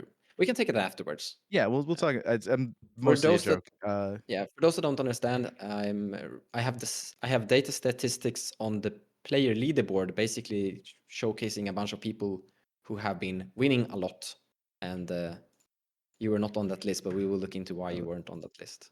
Yeah, Yeah. but you had a benchmark for at least X 10. amount of games played or something, Yeah. Yeah, or I don't tournaments think played. I made the 10 tournaments. That's probably why. I Ah, think okay. I played like 6. Yeah. Yeah. But I That have You would were be almost the at fine. top 10, but 16. you only did 6. Yeah. True. I think now I'm close to 10, close-ish. But that's neither here nor there. I'll be at the top of the leaderboard by August. It's fine. I'll only be on the leaderboard if we go by channel win percentage. Even especially if we count all the lost footage, Mons. They just keep disappearing. I don't know why. I have lost. He's lost so many of my wins, you wouldn't believe it. That happened to me the other day. I was playing on another channel, the Combat Step, on their live, and then I won both games back to back, like handedly. Like one was a turn 2 dockside into just winning, and then the other was like turn 4 one ring and Seedborn Muse, and I Oh just got no! to draw 25 cards in a go around, um, which was sweet, and then I just won on my upkeep. But and then when they went to edit, they just like deleted the Twitch footage and didn't have a backup. So Oh, No. those games are just gone, unfortunately. I'm like, great, those were sweet games that really showcased my deck. I'm so happy that yeah. they're just gone into the ether. A lot of mine were Kodama Silas wins too, which made me sad. If it makes you feel any better, Max, Ryan lost your punt in the finals from wins. My punt I didn't punt. I wasn't gonna win there anyway. And you punted it. It's okay though. I didn't punt. I wasn't going. So moving on. I was gonna eat an Adnaz into interaction and die if I tried to go for the dockside line. Agree to disagree. No, he's just wrong. I counted the mana 4 times. So did Charles. I just listen. I'm just I saying would both of us eat looked a at each other and counter went, "Why did he spell. go for the wheel here? That's weird." Yeah. Um, Anyway, I just distracted myself. Good. Wow. we Where were we? we well, were I talking. we got stuck at the "Speak up about speaking better" slogan. Yeah. That's right. Yeah, my brain was still there. No, priority bullying is a thing, and we need to try to avoid that. So one of the things that my friend group, when we were getting into it to get better with timers and stuff like that, we actually implemented chess clocks. It's a little Oh, Oh harder to no! do Don't it. no, don't say we are don't not. say Do that. not Can we make do it No, that? into this topic. Snuske, am I allowed? Can I talk? No, No, no, I'm This not is mute. I void. haven't been not muted. again, Vetoed. Vetoed. not again, not again. Absolutely vetoed. I There's don't. no chess clocks in How CEDH. I noticed that my how did you manage to bring up every single point that me and Mons disagree on every time? And I we've haven't talked been about this for muted, That's fair. hours. but I think I can talk continuously here about the awesomeness of chess clock and how we all should move over to chess clocks and Listen, how Snuske is wrong. You chess know clocks how many literally got people me would to just play. lose? Yeah, exactly. That's the point. So chess clocks, I could play an entire stacks matchup. I mean, Max, you met me when I was playing stacks. and you Yeah. knew I was able to play efficiently. That's because I used to play with a chess clock, and we used to do not even the moto rules. We would go to 20 minutes instead of 25 minutes. So I'd be So playing in 5 minutes less than the normal time, a fifth of the, well, one fifth, what, 4/5 of the time. So I got good at, knowing my deck inside and out, knowing what to tutor for, knowing my searches, and like I'd be able to do that all under a chess clock. So But chess clocks on passing priority, it's so Yeah. intricate and tedious, and it it's not. it's It's not. too It's much not. responsibility. It's too much responsibility on the players, and would No. create such a Uh, terrible new player experience. we that have sounds And like a that's playtest. skill issue. We have played this. We have play tested this, and it works very smooth. With And it's brand new actually players. You bring four not. casuals up. You bring four high power casuals up, and tell me it works, and then I'll give it a second thought. I think I that's the can problem achieve that. once. Nope, No, I that, think I that's can solve that's that. That's not so hard. that's what's never happening. Like I like the idea of chess clocks, but it's never going to be implemented in Oh, a that's way yes, I where agree. everyone is able to use it 100%. I properly. don't think No, it'll no, ever wait, be wait. Yeah, actually, that's not agreeable. It's all you need is a mobile phone, and now everyone can basically do it. But you're not wrong. It is a more, it's another layer of skill, like entry bar for it. Yes, even though I would agree it's a very slow one, but I will agree that it's a new increased entry bar. Yes. I The think there's the such a only sorry, go I'm ahead. sorry. I think there's such a complexity with a lot of the lines that new players are trying to learn, that trying to put them under a clock on top of having to navigate these lines, and then having players have to remember to pass priority. And it's not out of this world, but I think that's something where, hey, here's the 16 best players in CDH. Let's do a fun experiment where they have to chess clock themselves. Uh, could be beneficial. But the I other would side of that is if somebody like burns to. their 25 minutes and one of the players who's still alive is like a Tivit player, now this player's out of the game because their chess clock is out, and now the Tivit player suffers, or the Nagila player suffers, because there's one less opponent to interact with here. Or So Malcolm. Yeah. If I can backtrack to something you said there, so I agree that implementing chess clock might be struggling, but not for the argument you actually made. For example, you made an argument that this is going to be tricky and hard for new players, but I actually see that as a positive thing because I want to increase the number of variants of skills in this game. I think that's a good thing. Like chess So clocks will make the game.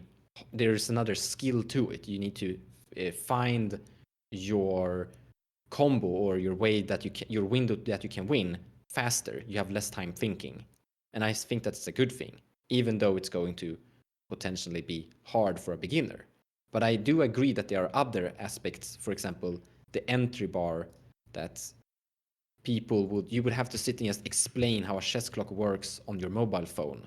That is a yeah, problem. But I don't see that the skill part is a problem.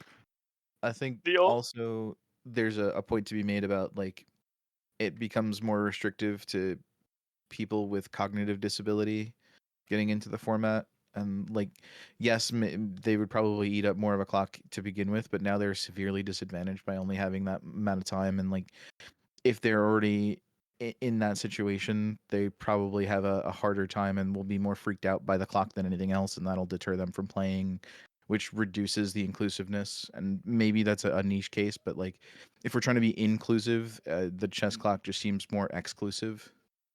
I I will I once again agree. actually, can I respond? Because I will once Yeah. again disagree that, I mean, if it's, how should I make an example of this? Because you probably can make one. If we're trying to have like a tournament with skill and Mhm. such in it, and we are trying to make the game easier, so you can make the game more executable easier, and chess clock isn't doing that. But we shouldn't reduce the skill easiness in it, because the more we're reducing the skill easiness or trickiness, we're making the game like less skill demanded, the more luck factor becomes a thing. Like having chess clock reduces the luck factor a tiny bit. To an extent, but then you're also going to take out the decks that take 30 minutes to combo, which not a lot of people, or not We everybody have likes those, but We have tested that. That is not super Well, big of a problem. it creates a weird situation too, where shortcuts are gonna be. It's gonna be more of like, I want to see you play it out, just Right. because you have 2 minutes left on your clock. I can Good, answer Exactly. that already. I good can luck. Good luck wait. with that. I can answer that. We have tested this, and that was not a problem. None of the like 20 people who tested this had a problem with that. And what was the skill level of your testing pod though? CDH players. Like established CEDH players? Like who've already Sure. played tournament Magic, who know their lines in and out, who wouldn't struggle with this normally? I think 40%. Yeah, they wouldn't struggle with this normally. 40%. Okay. So Yeah. you have to open it up to like a broader spectrum, I think, to justify something like that. Because yes, the people who know their lines and can play faster and more comfortably. I think it's all of which is the bulk of what's going to be our format is all of these people in the middle who are not as comfortable but can still get through their lines now being punished for this. And then Oh, even well, on the bottom. let me short explain. So Mhm. one of the solutions we had regarding that is that you would die at the end of your turn if your clock has run out. So if you're sitting and trying to win this turn and your clock has ticked out, you don't die now. If you win this turn, you're fine. So if you have a very convoluted combo that is taking a lot of steps and a lot of explanations, then you're fine. You're not going to have to rush that one out. So You in don't So Modern if a die. Art You turn, don't die in the middle of the execution, so to say. so So anything with what extra if Tivit? turns doesn't work. Yeah, what if Tivit needs to take extra turns? Because now we're getting into a whole nother like the turn ends. The game should end because your turn is ending, and now you're going to make this solution because the Tivit player is saying, quote unquote, that they can win in multiple turns, or you're just punishing that deck for not being able to get there within their If clock. if you're able to demonstrate an infinite, even though infinite turns, then But that's the same turn. Tivit doesn't demonstrate infinite turns. It's the same turn. But If you Tivit take doesn't.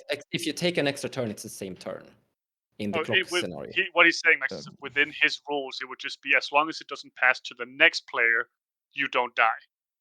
Yeah. So if you cast Final Fortune and you go to your next turn and your clock has already run out, you continue that turn. So Is an what he's extra saying. turn passing to yourself is the same turn. Yes. The ball never changes court is really what he's boiling it Yeah. down So to. you wouldn't die at the end of your turn. You would die at the beginning of the next player's turn, essentially. So essentially, you could take game actions and pass priority around the table to burn your opponent's clocks to try and force a draw. Yes. Well, they could essentially also F6, I would guess, Yeah. and then it Yeah. would just automatically pass back to themselves. Yeah. Like what you just example said there has been tested too. It wasn't Okay. a problem. It's easy to just click on the click and say pass. It goes really fast. Yeah, Yeah, I I think can Yeah, what see but it. You passing turn trying to reduce your opponent's playtime never really became a thing. I think what but Mons and I are both trying to like describe is again, we don't want to play against a deck. We want to play against a player's skill level. Yes. We don't want to play against the little factors like somebody not know, if somebody doesn't know their deck, he specifically said top 16 players, if we take his list that he made, the top 32 players should all be able to sit down and do this chess timer thing because they are quote unquote the most skilled players currently. Yeah, I said I this is top 16. I agree that the top players could do this. I think there's certain groups that could may, manage it, but I don't think general Gen Pop would appreciate may, this. but maybe introducing chess clocks into top 16 instead of having it be untimed would be an interesting thing to do. Yes. That could be a beginning because you have to start like implementing it somewhere, and that could be a very good way of trying to implement it if implementing it. Because that Because automatically solves your quote unquote problem with it, Max, that the top 16 players would be able to do this. So why not implement it once the cut to top 16 happens? Because they should be able to do this properly. And it would also avoid these 3 hour semifinals that has a big toll on both the event and the TOs and the judges, blah, blah, blah, blah, blah. yeah. Uh, integrate it into Spell Table and sure. No, you don't need to. You don't need to. It's What it's accessible on internet quite easy. Google is to your friend. to have a to chess clock. access with like on spell table for these webcam events? No, like you can have it on your phone. Yeah, no, It's you can have it on your phone, but then are you saying each player is going to be responsible for having a chess clock on their board to stop and start their timer whenever they have priority? no, it's similar to how you join a spell table game. You Oh, join a you chess join it clock and setup. Yeah, there's you a join a multi-person. chess clock game Yeah, Okay. online and separately. that you can access with your phone, and you pass on it by just tapping it on a key on your phone. Okay. Yeah, they have like belly bumper ones and they have things like that that you could easily pass with it. Yeah. It's Or a Yeah, like, lot you know, easier you to bounce off do your wrist. for. I think early on it would probably be a lot better to introduce for live events because you could just add a button. Right. yeah. You could literally just have spell table on an iPad in the middle and then a button linked to the pass to the next player, and then people just hit the button when they pass priority. The reason I stopped actually pushing for chess clock is the same reason, going back to something we talked about previously in this video, that it's a very small community, truly, CDH, where are actually not that many. And trying to implement something like this, where there's not a big push for solving things like this, isn't really worth the energy, in my personal opinion, right now. I burned out from it, more or less. Yeah, it's a very, again, we referenced it before. We're a niche of a niche of a niche Yeah, community. yeah. You know, Yeah. it's because even if you go, okay, so you have Magic, then you have Commander, then you have CDH, and then you have Tournament EDH. You have TEDH if you want to shorten it. Like it's a niche of a niche of a niche. Like the problems that we're presenting is just stuff that we have encountered during our gameplay, during our watching, our reviewing, or the whole shebang of Tournament EDH. And these ideas are presented as a potential solution, you know, but again, these major changes aren't going to happen until, Yeah. you know, we get bigger. Right. And Yeah, like the or until back it to becomes a the big enough problem. But yeah, yeah. And in the top 16 argument, like implementing it there is the one place where it doesn't actually need to be implemented, being them untimed. Like yes, the 3 hour like games kind of suck sometimes, but I think that's like one of the That's draws not to top cut a lot of the time. I don't think that's the reason why me and Bill are like, we are pushing for the skill part. Like, sure, it Yeah. doesn't maybe need to be implemented but by implemented, we improve something regardless. We believe in Add our another skill. I yeah I think the only way to properly implement it is if a third party that isn't the four players could keep track of the chess clock. yeah Yeah. A secondary chess clock, in my opinion, on that one. Mainly because, like, okay, if we're playing right, and I'm looking at my cards, and I'm going, okay, cool, I'm going to cast a spell. Well, my priority now passes. How am I supposed to, like, and as reversing to the other player, you know, that's down the line, I might have got confused because we were just talking about people not communicating properly. You know, again, it's part of a skill, but it does happen. Even in the higher end pods, they don't communicate I properly. mean, your opponent not paying attention to the chess clock is another like tactic essentially that you use, Right. and you just let them burn their time. So I don't think it's that you only have one chess clock because we're not going to give people back time because they didn't pay attention. No, no. That's not No, something that what I'm happens. also saying is that with the third party thing, it just needs to be it needs to not be the players that have to hit a button.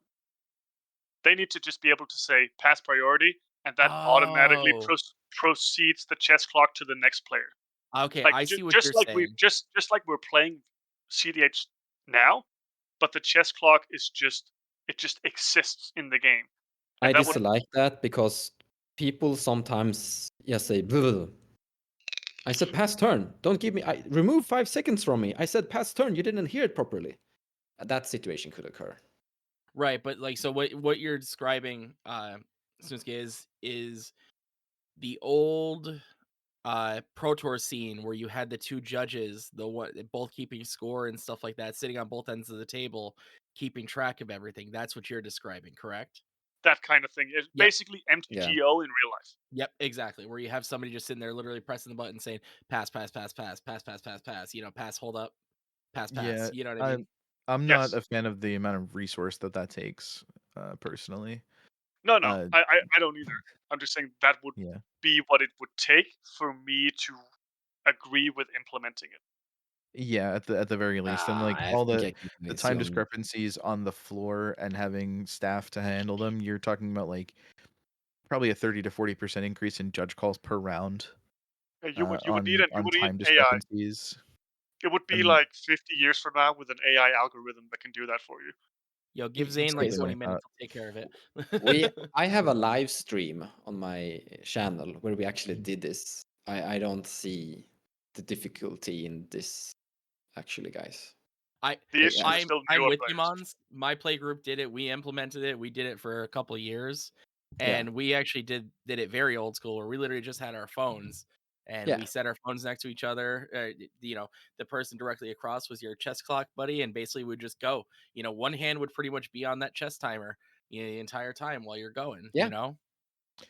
Yeah, I feel like it's a skill that's not tested in regular Magic, so people coming into the format would just have such a hard time with it. Yeah, Like I said, that would be my too. That is yeah, where I will agree with you. That right, if but you're going to implement this, how I see it, where I think it becomes a problem, mhm, the tournament judge basically says, "Okay, everybody, now we're gonna do chess clocks, and this is how it works." And then suddenly tie like 10 questions, and the judge just goes, "Why, my more than life?" that, I think we have like 30 people who just storm up to the TO asking for their money back to because they're playing in the tournament with a chess clock now. Yeah, that I potentially, but yeah, I Yeah, think that like the communication of teaching this is the struggle. That's where the problem is, I think. I I yeah, think I could be convinced to compromise and try it in a top 16 scenario, but I don't think that I would ever be comfortable implementing it into a 200 player tournament. I think I it just requires too much resource. It requires But it it bars doesn't out like people. a truly it doesn't require that argument I will disagree with. It doesn't require more resources from a it judge it or does from the anything. it does It because absolutely does. you're gonna get 4,000% more judge calls. Yeah, you're gonna get more judge calls based on time discrepancy, people not knowing how time clocks work, having to show them how they work, having to reset them, having to verify how much time was potentially wasted, miscommunications and communication between people arguing for it.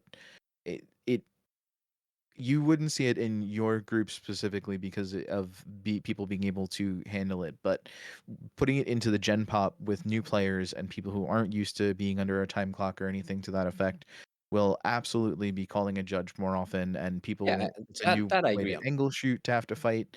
So that's what I mean when it takes more resources. Like I have to put more bodies on the floor in order to accommodate for this to handle all of the questions on top of the real questions that are already happening, because Yeah, every time the chess clock gets stopped, and now in a tournament logistics aspect, we're looking at whenever a player hits the stop button, it's going to make the round go longer, and flipping rounds is going to take infinitely more time because people can just stop their own clock when they're calling for a judge, and now everybody gets up to that 80 minutes or 120 minutes depending on what you're putting on the clocks. So I think just in a pure staffing resource, it would be much more Yeah, cost heavy and burdensome. I don't disagree. yeah. But There's a big difference between asking 3 other players, "Would you like to play a game with chess clocks?" and them saying yes. The other side would be forcing 200 players to play with a chess clock. Yeah, that's why I could be convinced, and there could be an argument to doing something in top 16. But I also then think losing to a clock, a timer in top 16 is going to create a separate set of feel bads. So it's 50-50, but I see where it could be valid in that section. I can't see it ever comfortably in Gen Pop with 4 players when so many things can go wrong. I mean, with Yes. that argument there, like you're saying the potentiality of losing to a chess timer when the same thing happens with turn order. yeah, You know, I lo- don't think. losing to turn order. I mean, how many times have you and I had the conversation? Was if I was one turn sooner, I would have won, or you know what I mean? Yeah, Like, but I and think that's that That's something comes not you down that's to can't not the deck and that's that's that's out of something you your applicable. can't affect. Chess that, clock that's right? out of is if you lose exactly. your Exactly. chess clock, that's your skill issue. If you lose the Right. turn order, that's just a luck issue. Exactly. So in that argument, it should be more of a feels bad on yourself type thing than because you didn't have the skill to do so. Right, I but think then like a great way to implement this would be something like oh, what was the I wanted to say the Nexus Super League again, but like basically they had like 16 different people and they'd all play once a week. They were drafting the commanders and stuff like that. Does Oh, anybody remember what that that was? wasn't Nexus Super League. That was the one that was held by what's his name? You know what I'm talking about, though. I know I was saying wasn't the Super League, but like you planted that in my head, and that's where my brain went to, but that wasn't it. But you know It's what I'm talking about, though. Callahan's thing. Yeah, oh, yeah, the yeah, Mind yeah, yeah. Sculptors thing. Yes, yes. I wanted to say Summit, but it's not Summit. But Mhm. anyway, I doesn't matter forget the either name. way. Yeah, the name isn't important, but the idea of getting 16 32 players who are down for this idea and run an Yeah. entire quote unquote league with it just for a testing basis. Then you could slowly, just like a good science experiment, you can slowly increase and keep and add different controls and add different variables to the mix to, basically do that.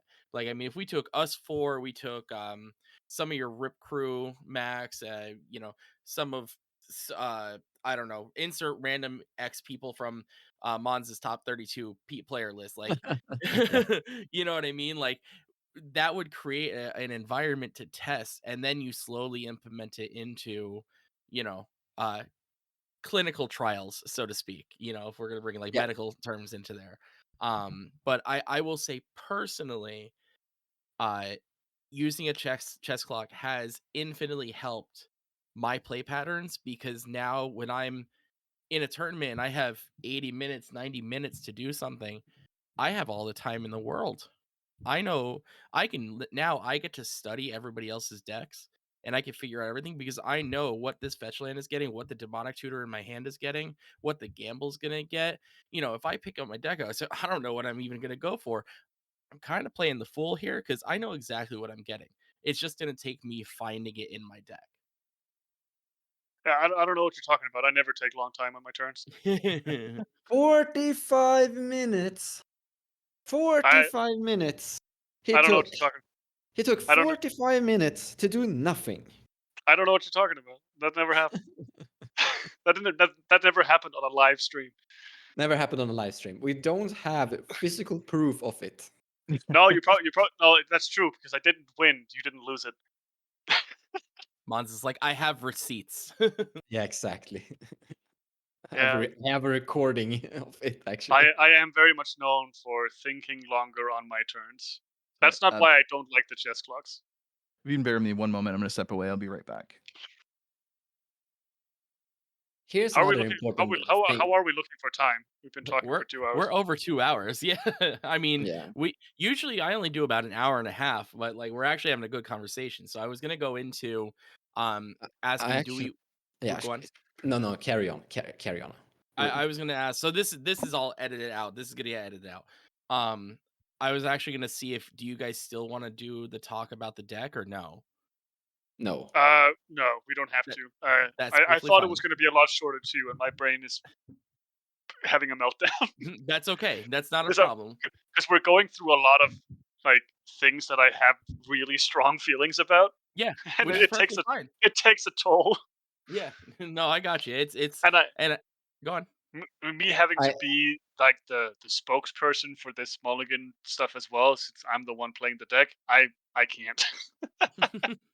The reason I don't want to continue into that region is because it just warps the focus of what this video have been pretty much about And completely. that's Yeah, why is even gonna present the option of not doing it. Why I want to present the option Yeah, of not doing it because like this has become so much more than just us talking about just card changes. We've actually yeah, changed from talking about cards that'll change the meta to actual downright concepts that'll change the meta.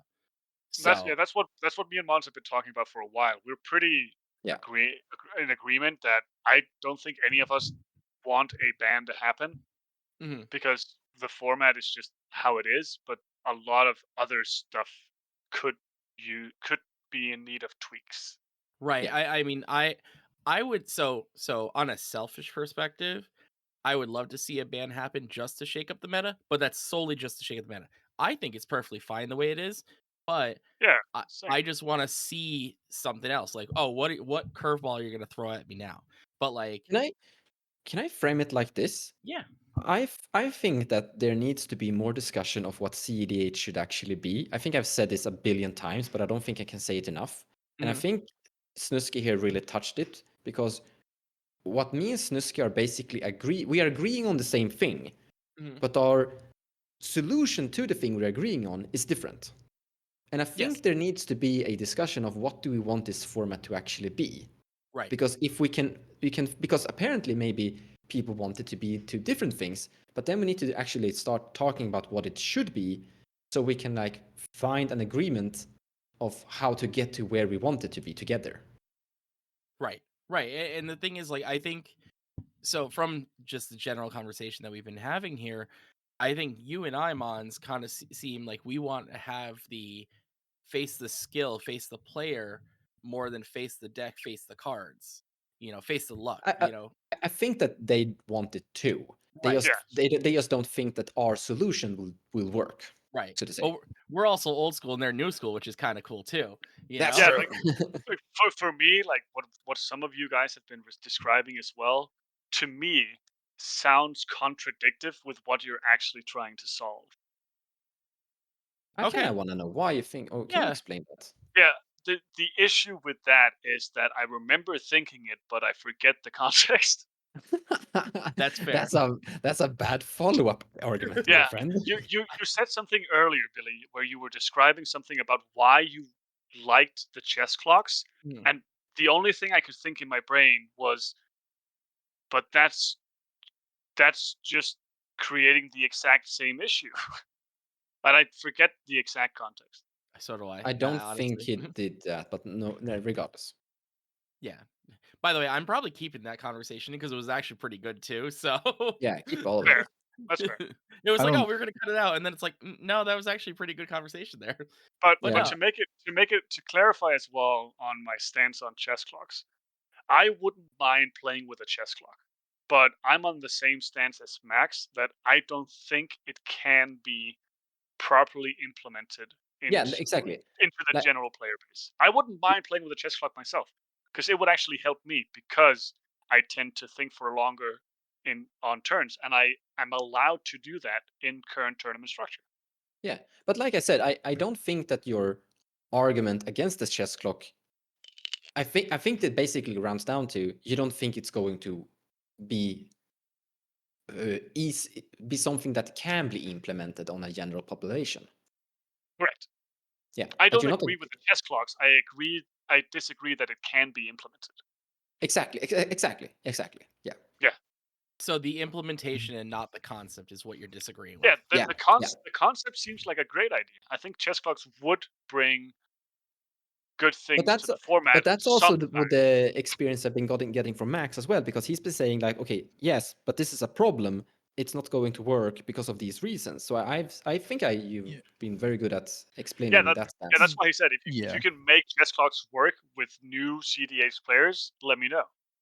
Yeah, Right. That's pretty much where I'm at. Is like I think it would be interesting if it were implemented in top cuts. I can agree to that. I just have a hard time thinking that it would be cost effective and worthwhile in regular Swiss to test for this. But I think testing for, like I said, in top cut would be something interesting to try. Um, I think it requires just too much in the Swiss for larger tournaments and too much responsibility on players and judges and the staff required, where we're already like organizers already don't make money on events. Now you yeah, want yeah, to yeah, make us add staff to further like test for something that we're not necessarily yeah, needing to test with in Swiss, plus the Yeah, time concerns and everything. yeah, there Yeah, there's a big thing as well where there's not a lot of minds in CDH that are thinking about this right now. So yeah. yeah, testing Like, for it yeah, in we've top been. 16, I think we're it, repeating ourselves a little bit now. sure. just I one think we're quick just thing, like just one quick clarifying and thing. solidifying. Yeah, sure, sure, Yeah, like sure. implementing it into top 16 is also going to make it so that a lot of minds are going to be on this topic, creating better solutions. Yeah, that's fair. Again, it boils down to the problem is we are a niche of a niche of a niche. Like we need Yeah. to get more people here. I mean, Yeah, Commander as a whole is not a niche anymore. I think it's the primary It's way the to play biggest format. Magic. So it is. CEDH is no longer the smallest subdivision, and I think we've seen that growth with like I think we have 3 or 4,000 unique users on just Eminence, which means there's probably 30 to 50% of that is just CEDH players, since that's our primary customer base as far as Can I users are concerned. actually make an argument for enormous heavy bans? And that is, if we want to become more, if we would theoretically just ban, like I'm talking a lot of stuff now, you Mhm. would probably open up the format for a lot more people to join tournaments. Like if let's just answer this, like if our only goal would be to increase the number of theoretical CDH players, reducing the power level, I think would do that. What? So when you talk about bans, you mean bans on cards, correct? Yes. Okay. So what you're saying is you'd like to implement your No, own. I'm not making an argument that we should do this. I'm just Right, making right. the argument that if our only goal would be theoretically to just increase the population of attendancy of people attending CDH tournaments, I think reducing the overall power level and just banning a lot of really big things would increase the people interested in this format. So Is its own this separate ban list. no? Is this to bring the argument for people to be able to bring their pet decks, their pet EDH decks Yeah, that some extent, are like some 8s very and 9s yeah. that just don't really hold up in CDH? For sake of argument, I'm gonna say yes. Okay, because I think that's like the only real reason that something like that would work is that people could bring their pet decks to a tournament and not get completely blown out. Yeah. I mean, people do that anyway now, and some of them do well. Some of them, don't. Most Yeah, of them don't. You know what I I mean? don't I know. Some of, I mean, mean, some of them go Most home of and them don't. improve, and some of them go yeah, home and figure out that that's not for them. yeah. That Exactly. player that I was referencing before, messaged me the day after, was like, "I had a blast. I think this is what I want to do next time," and Yeah. actually referenced one of the EDH top 16 uh, decks. Like literally pulled one off of yeah, another event and sent it to me, and was like, "Do you think you could help me get to there?" I said, "Absolutely." I You know. think Yeah. I think something that would be very interesting, and I'll agree as far as bans are concerned, banning anything that's a partner. Yeah. Because partners have a statistical advantage of like having like almost a million less possible hand combinations from your starting hand just by removing that one card in your deck. So every partner commander has a statistical better chance at having a better opening hand. I can tell you right now, looking at the data, partners have an overall very high win rate as a collective compared to mono Yeah, commanders. I was talking to a friend recently about game design, and I think that's one of the biggest issues he has with CDH in general is the fact that you can have such an overwhelmingly more powerful hand in partner commanders just because of that one less card, which doesn't seem like a ton, but it really removes literally like a million combinations of possible opening hands, This which is is becoming a Ben talk. it. Sure, we touched on it before, and I'm not advocating for this, but I agree that like forcing everybody into single commanders might be a way to get more people into it because more single commanders would be viable since everybody's hands will be on a more even playing field. And like It would forcing four boost, colors into lesser commanders because your commanders are harder. Like now T and K has to be Brea and Thrasvile has to be Yidris. yeah. These are relevant things, relevant changes because your command zone is important because it's the card that you always have access to. And bringing up, like you mentioned, four cards in the beginning of Ristic, Mystic, and Underworld Breach and Dockside. Yeah. The decks that are like winning a lot currently are partner commanders with the color combinations that can play those. Right. But if Yeah, you look at proxy. the other, if you look at the other commanders that are not partners, their win rate is just lower compared to those on partners. But so I think attacking those four cards by banning partners would work, would do the same thing. English is hard. Potentially. Yeah, I could potentially see that. I hope people understood what I meant by I, that. I play I Yeah. play Rocksai, so I don't like it because I wouldn't have a fallback. You wouldn't be able to just cast your commander for 0 and take advantage of all the things that need a creature to sack to be explosive on Yeah, mana. for some reason there's no Grixis commander that costs 0. I don't know why. Yeah, imagine a world where Rogsai can't cast free counterspells on turn 1. What a world. Or doesn't have a Mox Ruby in its deck. Right. Yeah, it doesn't have a Mox Ruby, essentially, like can't play a Springleaf Drum, can't But play it's the like same Rog into for Mox Ruby it's the same and for finish. Tymna Krom. Their next step is Breya. Right. And But Breya has like Breya's doing stuff. no. Right? Yes, it is right now. A deck was developed about a year ago Uh, that has been not Okay, played a lot, but has it has legs. Let's sure. put it like that. I will actually look at the data so far, but I will agree that if Breya it gets a new deck that may be sure, but currently sitting on 18% win rate. Yeah, there is a Breya deck that has not been played a lot in tournaments, but has been played in pickup games, which is Okay. basically full turbo, no counters, go nuts. That's Breya. because there's no reason to play Breya over TNK. Yeah, exactly. But Yeah. I Like think it's like that handicapping yourself to play Breya over TNK. I don't know, Max. You just lost to a Brea player That's because I handed them the game because I misplayed. because you Uh, punt it. Yeah. I didn't punt. It's not the punt that you think it was, and I will die on that hill. but Listen, I'm if just you were saying in PA, there's that a lot of hills. I'm saying that deck would actually be a good fallback, where Yeah, Yidris is a very different strategy. yeah. I mean, Yidris can do the thing. It's actually almost the same as my current list. Just I don't have Thrasios in the command zone. You- So speaking of Yidris, Mons, do you remember Melt Banana? No. Oh, you don't remember the Yidris Melt Banana deck? Oh, it was almost similar to like the way Cody is now, but it was just minus the white color. Yeah. It was just everything else. It was great. I loved it. I just loved the name. I never owned the cards for it, so And it crumpled to a single piece of removal the same way Cody does. yeah. Oh, absolutely. And then Yeah. but that's yeah. It's the same thing that why so if we harken back to our Flash discussion, T&K was actually terrible back then. Because we And didn't Yes. have then Jeweled Lotus. No, that's not the no, reason. that's not the reason at all. No, I know. Like T&K was typically referred to as Opus Thief Yeah, I remember back that. then. It was never And good.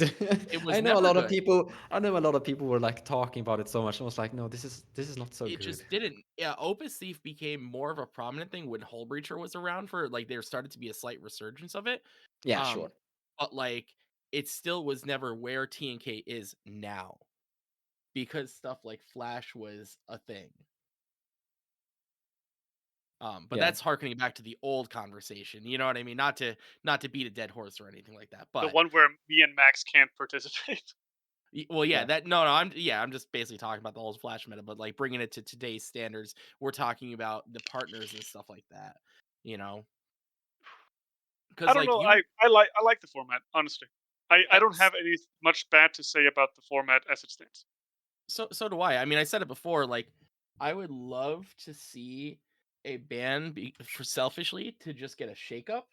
But that's just me being selfish. That's not even me wanting for the health of the format because I think the format's in a great place right now, I personally. Uh, agree. I think if I Wizards managed our format, we would have had the bans that I was talking about a while ago. Oh yeah, me too. 100%. Realistically, I think those 4 cards would absolutely be on the actual like R&D team's list of cards that probably need to get hit, and they would have been hit if it were up to Wizards rather than the RC, based on frequency of play, because it's not always what's broken; it's just what's too consistent and being played too frequently Yeah, for Wizards. That's if not Fury true. gets hit, so does all those. I Yeah. mean, they should have banned the One Ring a while ago too, but that's No, no, besides no. the The point. One Ring just came out. They can't ban that because it's a new product. Well, yeah, Yeah, it's just, they still they have to sell more One Rings before they can ban it. Right. Everything else has been out long enough for it to be too consistent and bannable. fair enough. So I think we've talked long enough about different things, different cards, different more of the actual structure of tournaments to make some changes potentially, or we definitely put the ear in some people's or the earworm in people's heads. However that saying goes, I'm not quite sure. So let's wrap this up. Max, where can people find you? You can find me at any Eminence event, pretty much playing in and grinding for points. You can find me on Discord at Trickbound or on Twitter at TrickboundMTG. If you find my Facebook, great. That's how I primarily talk to my regular friends, so I'm not as keen to respond there. But yeah, that's pretty much it. Or at Sword in the Stone or Rip and Ship, playing in their quarterlies and monthlies. And a huge thank you to our two guests today, Mons and Snuske. Um, where can they find you? Snuske, why don't you start off? Well, my name, I'm being told, is everywhere. So any uh, most CD8 servers on Discord, I guess. You will be seeing me around for the Chaos tournaments, especially next year when we're starting to do tournaments at a different schedule that might be more applicable to people in a different part of the world. So that's going to be exciting. Um, and a lot of other stuff in the works. Uh, for games, you probably won't find me a lot because I don't play that much because I don't have the time for it. But yeah, find me over on Chaos or on random play hubs. Awesome. Always good to have you. And Mons, how about you? You can find me behind your back with a knife. I actually looked, which is the worst part. Like I knew you were Yes, kidding. yes. I'm like, wait, what? Because like my headphones are actually like really good soundproofing, and I'm partially deaf in one ear, so I'm like, did somebody actually walk in here? Because like my door's just wide open over there, and like my girlfriend's done that to me before too. She just like walked up, her and her little one. Her little one is a stealth demon. I swear to you, like that kid rolls a 99 stealth every time. But anyway, I was even. continue. Oh my god! I was even gonna say something dumb, and I was like, "No, I'm gonna make it serious," and then you do that. Now you can find me at CDHTV on YouTube or CDHTV gameplay. And as always, you can find me here at Commander Coffee on the X at CMDR_coffee. And, find me at your local games, I guess, or I'm somewhere online. You could find me. It's Corktronimus online. But yeah, anybody else have anything good? No? All right. Always eat yellow snow because it could be bear. Huge recommendation.